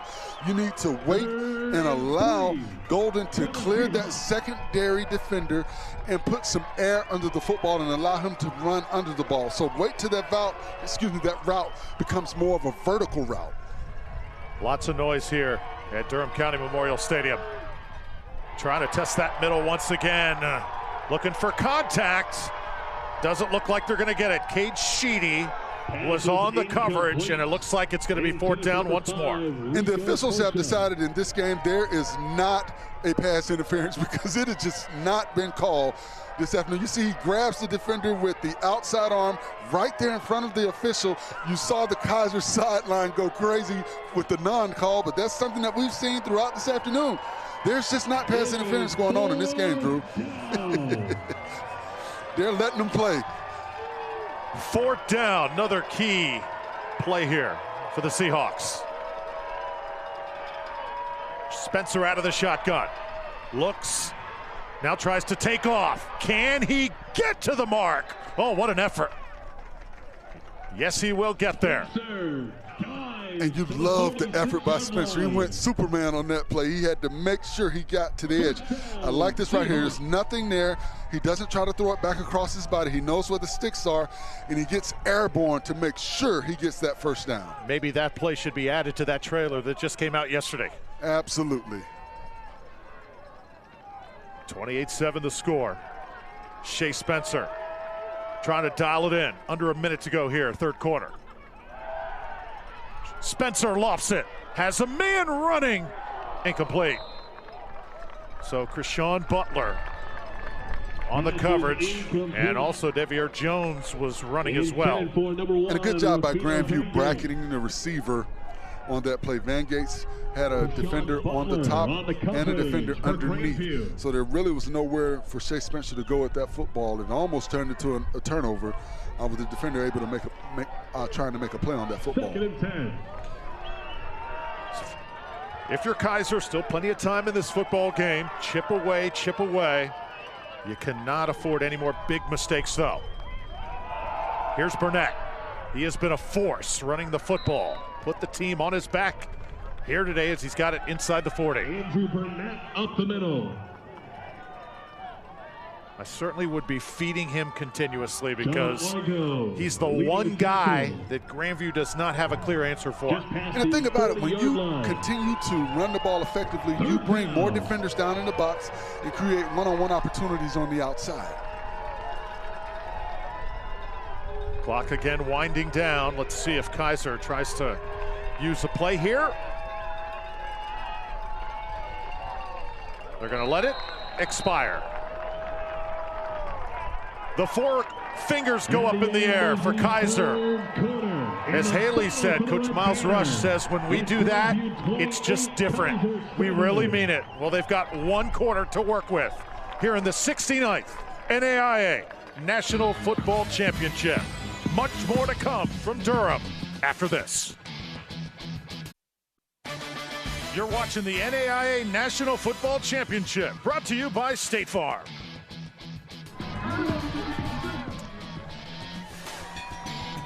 Just 1 quarter to go here in Durham. Grandview in control. Kaiser trying to turn the momentum. Before we start the 4th quarter, let's send it down to Haley.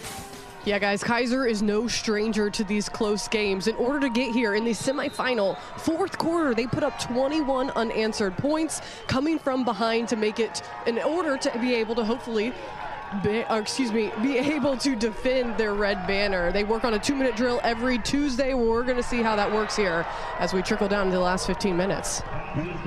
Haley, thanks. So for Kaiser, this was the road to the title game. Win against Pikeville, then quarterfinals over Georgetown. Out of Kentucky, Benedictine then. And the semis, 42-38, going down to the wire. Tristan Vann featured in that game. And now Shea Spencer, they are living on the edge for another 4th down try here. And on that pass play, Shea Spencer threw the ball behind Burnette because he had an opportunity, if he leads him, to get the 1st down. They need 4. Spencer. Oh, can he hang on? No, he can't. And there was all kind of contact once again prior to the ball getting there. You see Edwards kind of looking around at the officials like, are you going to make the call? Prince Brown right there to knock it away. Grandview takes over after this. Starting at the 40-yard line. 1st down for the Vikings of Grandview. 28-7 the score. We're into the 4th quarter here, and it's Nimley leading things off. And he'll be taken down very quickly by Justin Carcel. Pass interferences have been hard to come by today. Absolutely, and the defender's all over the receiver on this play, and I get it from the sideline, the Kaiser sideline. They have been disappointed on some of these non-calls, but that was one of the more obvious ones that I thought the officials should have made.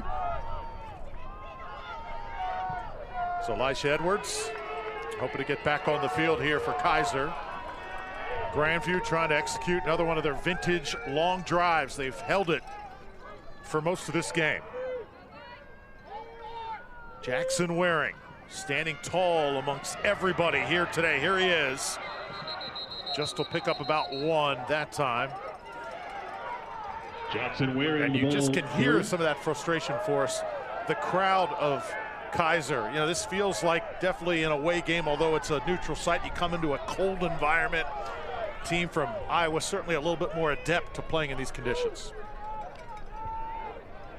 Well, they see their dreams of repeating as a national champion starting to slip away as the time ticks away in this football game. And they've had their chances and their opportunities. I don't want to lament on it too much, but we've seen some non-calls not go their way. but there have also been some opportunities where they just didn't make the play that they needed to make. Another big play on 3rd and long. And here he is, Jackson Waring.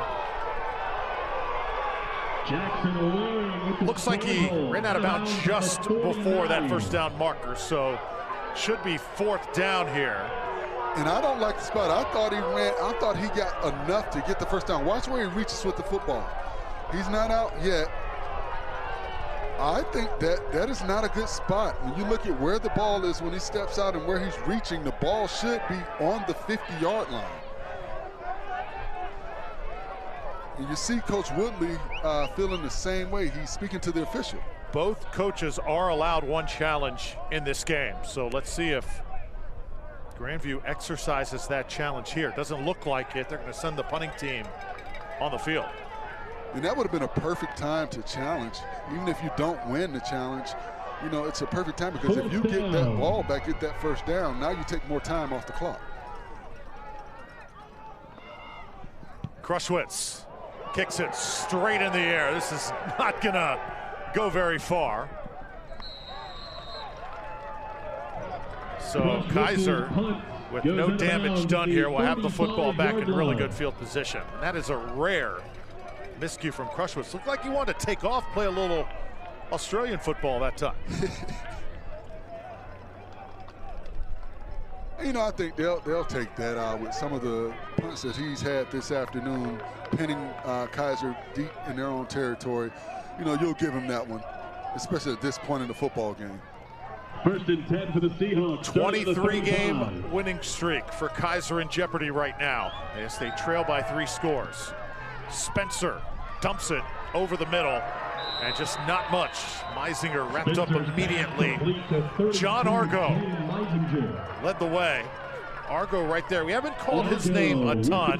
He was also in the running for that award. Best Defensive Player, the Cliff Harris Award, won by Tyler Logo. Just a 3-yard pickup, 2nd and 7. This one is delivered nicely. Elijah Edwards, and he'll have a first down. Well, you know, one of the things that Coach Woodley talked to us about as well is they've had physical practices all week preparing for this game. And what happens in football is, as the season progresses, you usually, move away from those physical practices because the players are beat up as the season progresses. But they've not done that. They've remained physical in their preparation. And you see the results. Yeah, that throw right up in the air. There's also a fine line for us. You don't want to beat your team up, but you also got to keep them on point as well. There's that fine line, obviously, throughout the year. And it's like you said, Drew, you're trying to maintain that physicality, but you want to maintain health as well. 2nd and 10. But when you look at this game, they have brought the physicality to the game. Anytime a Kaiser receiver or back has caught the ball, they've been immediately attacked by defenders from all sides. Spencer looking for his man, and that time the flag comes out. So Edwards held, and finally some laundry. There is a flag on the play. Prince Brown is looking around, and it's like, you grabbed him. You know you did grab him.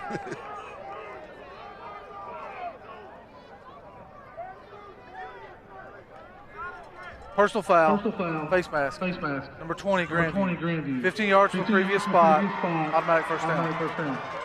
So a 15-yard penalty off the face mask. And it wasn't necessary because you had safety help with Kellen Moore over the top. You know, a lot of times defenders panic when they're not in great position, and you saw him panic on that play, but you've got safety help over the top. Seahawks still clinging to some hope here. In motion is Golden. Spencer surveying the field, again wanting that fade. Oh, that's just a tough throw. Trying to get Van Gates out there. His best option, but just could not establish position. An excellent coverage by Krishan Butler. He turned around to locate the football, and he used the sideline to his advantage, pressing the receiver to the sideline. That's exactly how it's coached up.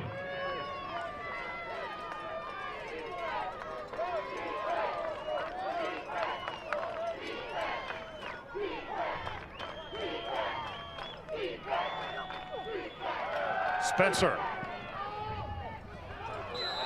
Just shy of the 30. He hits Edwards that time. So look at this body of work for Kaiser. Obviously, they would have liked a little bit more balance here today, but they've had to go to the air because they've been playing from behind and climbing uphill all afternoon. 3rd and 5 for the Seahawks. Now 3rd down with 4 wideouts. Spencer under pressure. Gotta let go of it. Oh, great effort. Edwards can't reel it in, just ran out of real estate.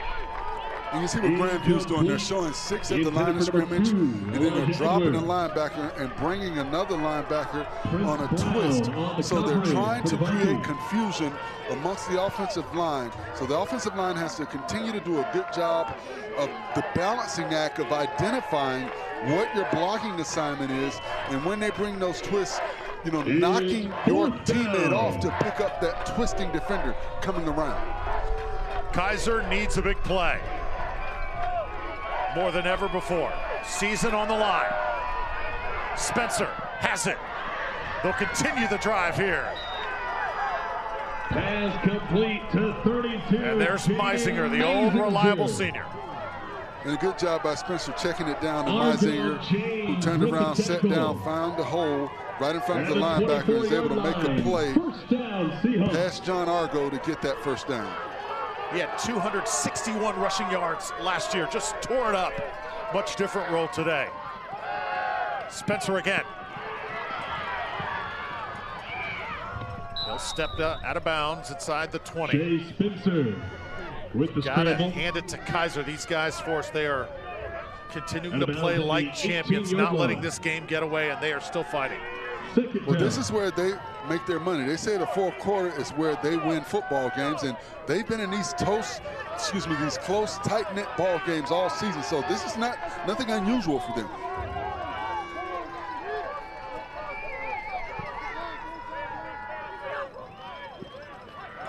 Spencer off the play fake. Intercepted. Kellen Moore with the pick. And Grandview inching closer to a title. Number 4, Kellen Moore. And if you saw what Grandview did on that play, they played a cover 3. They had 3 deep safeties, and they're just keeping everything in front of them.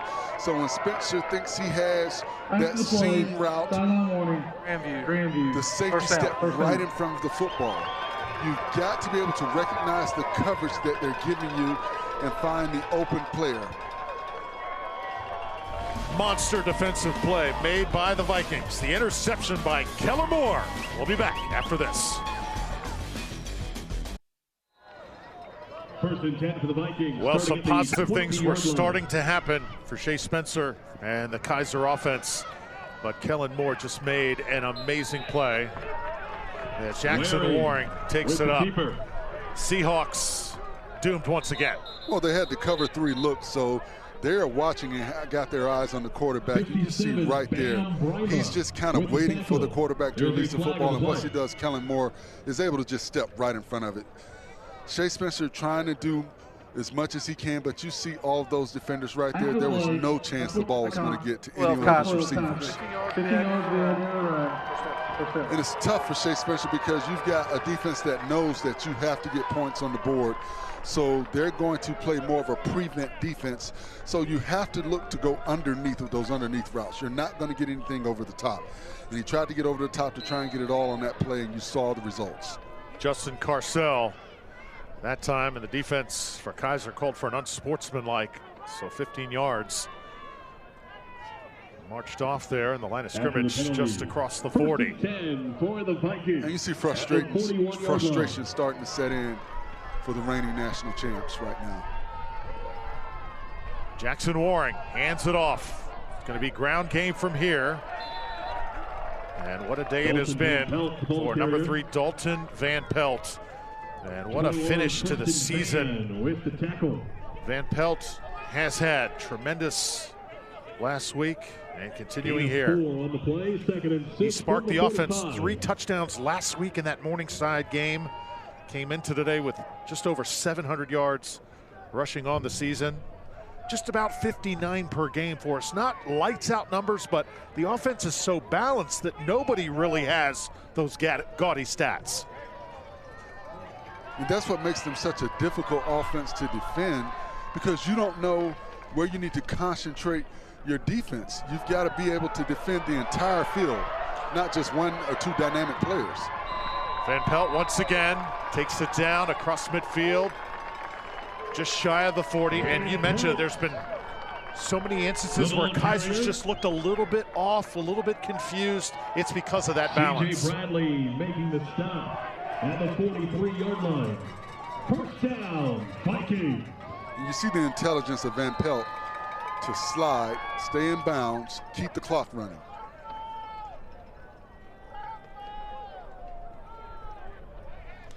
So it's been Van Pelt on the ground. Toki has been exceptional catching the ball today for the Vikings. And Jackson Waring leading the charge. Tremendous balance for the Vikings. Under 8 minutes now to play in this national championship. And you see what the offense is doing. They're looking at the play clock. They're not going to get down until there's 10 seconds left on the clock. They want to use as much time as possible. Here's Van Pelt. Takes it close to the 40. Van Pelt to the left He'll be side. down right there. Maybe picked up 2. Bam Brima with the tackle at the 42. Well, how about the recruiting of both of these teams, trying to assemble the best rosters that they can? Haley has got more on that. All right, guys, we were talking with Coach Joe Woodley earlier. He said you got to build a team. You're not here just to collect talent. He also says he tries to recruit guys that he identifies with. He's never going to ask them to do anything he hasn't done themselves. He says, do right, do your job, and dominate. Is this your toughest kid on the football team? He says, then I want you on mine. Yep, this team very much represents his identity. And it's down close to the 35 is Toki. Aisea Toki, the ball carrier. For a lot of these guys, Force, the reality is there's likely going to be no NFL next level play, but you're going to have memories to last a lifetime, and we have seen some amazing football in the NAIA over the years. And when you look at some of this talent, I don't think some of this talent should be overlooked for the next level. When you look at Jackson Waring, this kid is 6'3", 230 pounds. I mean, he's had some sidearm Patrick Mahomes type throws today. He's thrown some dimes down the field. His ability to run the football is a dual threat. And we've seen the NFL move towards quarterbacks that can do both. So I think he's an intriguing talent that may get some looks. And on the other side of the football, Andrew Burnette, 6'2", 230 pounds. That is a big back. Now, I'm not saying he's Eddie George, but he's got Eddie George size. And when you've got size and talent and you get an opportunity to show your skill set, you never know. So there is some NFL talent, but for the most part, a lot of these guys, this is the last opportunity that they will have to play football at this level. First down, now for Grandview. Another long drive here, Van Pelt. Weaving his way through that defense, takes it to the 22. Van Pelt, the ball carrier. This Grandview team out of Des Moines, Iowa. Started their football back in 2008. Still a relatively new overall football program. Won that last championship in 2013. They had played this Kaiser team once before, a couple years ago for us. Came up on the short end of that. So they definitely wanted a little bit of revenge here today, and it's safe to say they've gotten it. Well, the last time they played Kaiser, Kaiser held them to negative 13 yards rushing. So they were angry about that, and you can tell by the way that they've run the football this afternoon. They've run as a very angry, physical football team. How about Van Pelt carrying tacklers to the 10? And how awesome is it for Jackson Waring to come back home, win National Player of the Year, take his team to an undefeated season, and very likely, well, I can go ahead and say guaranteedly, not very likely, but winning a national championship. I mean, that is a storybook career and a storybook ending for Jackson Waring. Does not get much better than that. to go along with National Player of the Year as well. I mean, this has been a dynamic season for him in this program. Run it right side, and it's Van Pelt diving for that pylon. Touchdown, Vikings. Touchdown, Vikings! Dalton Van Pelt for the score.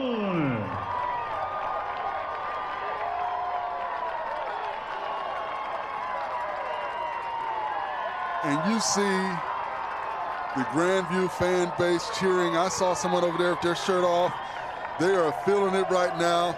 And Van Pelt just wanted it more than anybody else right there. He was not going to be denied.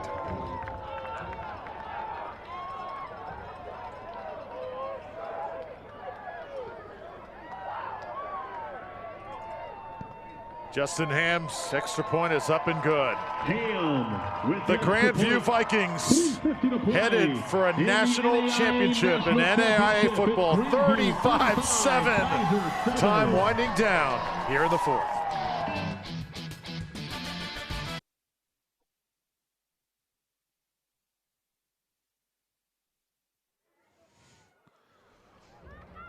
Grandview Vikings fans ready to start the celebration here in Durham. Come a long way from Des Moines, Iowa, here to claim a national championship, the first in 11 years for the program. Just 350 away here at Durham County Memorial Stadium. Kaiser trying to muster something here late. And kickoff returns today have been about the 18-yard line. Not certainly what the Seahawks envisioned. Elijah Edwards that time trying to help out. Number 1 seed against the number 2 seed today, but it has been the workmanlike approach of the Vikings, the balance, and the stingy defense as well. That has just been overwhelming here in this championship. Shea Spencer gets it back now for Kaiser, and let's see if they can add some points. Get it over the middle. Andrew Burnette, the best player on the field in navy blue here this afternoon. Andrew Burnette. John Argo. John Argo made the stop. It'll be a first down. Sun shining here in Durham, but it has been a very, very cold day. At the 33-yard line. Pretty brisk wind chill. Spencer comes near side with it, and he's able to connect. It's Edwards once more. Catch made by number 2, Elijah Edwards. Something to keep in mind. Davis wrapping him up at the 43. First down, Seahawks. It is 68 degrees in West Palm Beach right now, home of Kaiser. 26 degrees in Des Moines. Sliding down. Spencer that time close to midfield. So you've got a 42-degree difference. Slide to the 47-yard line. And you know, that was evident in pregame where you saw the Grandview players out with shorts, no shirt, warming up and having a good time. Kaiser guys right here, you know, a little bit more sturdy with what they had on, some sweatshirts, and you know, they were trying to tough it out, but it's a big, big difference. By number 1, Ruffino Van Gates. Ruffino Van Gates. Tremendous effort here this afternoon for him. And something that should not be lost is, you know, they're not going to win this game, but they have had another special season at Keiser University, and this is their 3rd consecutive championship football game. They were successful last year. They didn't win the year before. They're not going to win this one, but to get to 3 consecutive championship football games tells you a lot about this program and how well they play the game of football and the coaching that is going on with the new coach, but you know, the same results, getting to the championship game and going undefeated. Out at the 24-yard line. Maurico Porcha makes the grab. Seahawks. And the Seahawks march it right down the field. So 35-7. Kaiser trying to add points here late.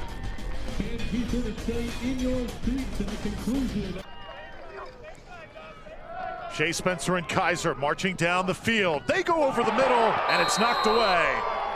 Oh, another stellar defensive play by the secondary. Davier Jones got that left hand in there. And that is perfect defense on the back end. Break on the football. When the ball gets there, knock it down. That is exactly how it is coached up and how you're supposed to play that. That seam route's been the most popular today for both of these teams. Under 2 minutes now. Spencer slinks it out right side. Meisinger trying to make somebody miss. He'll take it inside the 20. And you talked about Meisinger's game last year, those 260 yards rushing. You can see he just doesn't have that spark he usually has, and that's because of injuries. You know, he's just not 100% healthy, and you hate that. But once again, you realize at this point in juncture of the season, nobody's really healthy. You just have to push through. Third down now with 1:24 to go. Tipped up in the air and incomplete. Spencer tried to get the carom. And now that'll bring up a 4th down and 6. So this could be the final play here offensively for the Seahawks. Crowd will come alive for Grandview, trying to get their defense off the field and get the celebration started.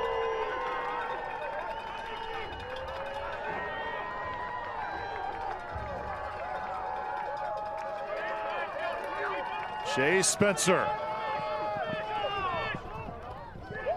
And incomplete.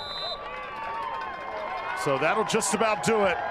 Kellen Moore on the coverage again for the Vikings. And the Grandview Vikings can start that celebration. And they've had a dominating performance this afternoon, offensively and defensively. Defensively, they have shut down this high-powered Kaiser offense, and offensively, Jackson Waring has shown you why he is the National Player of the Year with his ability to run the football and pass the ball down the field. Number 72. This big offensive line, they were physical from the start. Got to credit those guys. Jackson Mueller right there, right in the middle.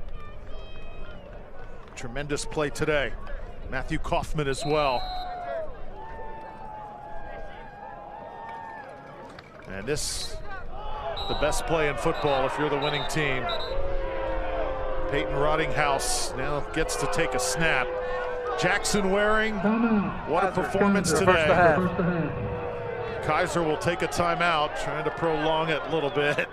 But you see Jackson Waring, and Forrest cannot say enough about this guy. Today was what he played for, what he practiced for, what he dreamed about.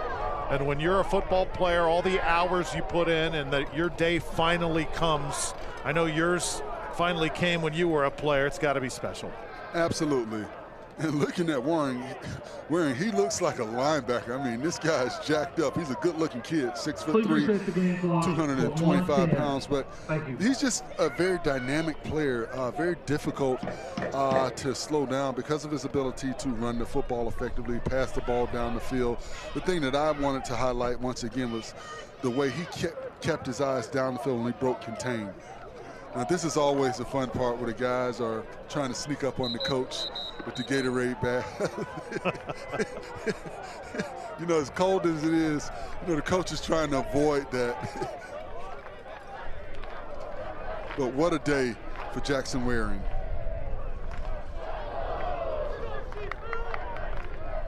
Last time Grandview was here in this game, they fell to Morningside by 10 points back in 2021. Nimley, the ball carrier, he's pushed out of bounds. Tim Nimley, the ball carrier, taken out of bounds by number 6. The number 2 seed. They're going to get it done here in Durham. See those players ready to storm the field. And that Gatorade bath, where is it? It's always tough to locate it as well. And Coach Woodley better look out here. He is going to be one wet head coach. And you see Waring and Clayburg kind of standing there. They might be a part of what they're trying to do as far as sneaking up on Coach Woodley. How about the running by Nimley? He's going to be a special player for years to come. Flag will come down at the end of the play. Nimley, the ball carrier, flag on the play.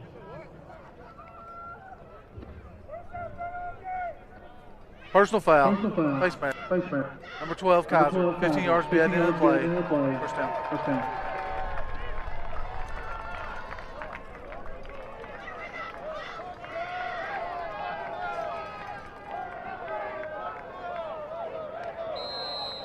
Talked about the identity of this Vikings team, the toughness that they displayed First and 10 from week for the one. Vikings at the 48-yard line. It's been a thing of beauty for them.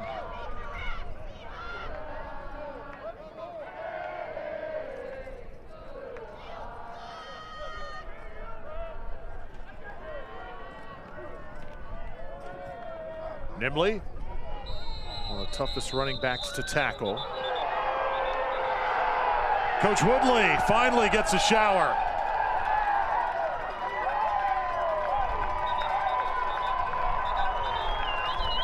As it looks like that'll be the final play from scrimmage, or will it be?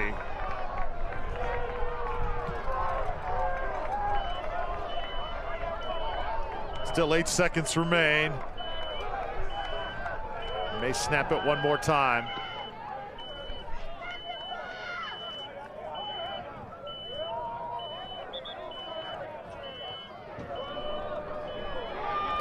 You see Coach Russ telling them, That's the ball game. we just want to go ahead and not accept the penalty, just let the time roll out. The Grandview Vikings, national champions in NAIA football.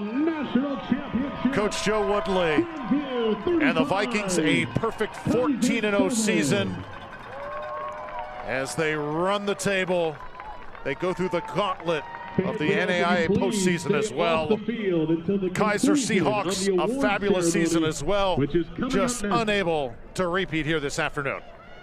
Well, they ran into a tough ball club, and Jackson Waring was able to be, you know, just that dynamic playmaker throughout the afternoon. But Kaiser needs to keep their heads up. This is their third consecutive national championship football game. They were able to win it last year. It's very tough to repeat. I've been on a championship team coming into the next season and being the hunted. They were hunted all season long and were able to get through with an undefeated record into this championship game. They just came up one game short, but they've had another dynamic season, and this will continue to be a team to be reckoned with.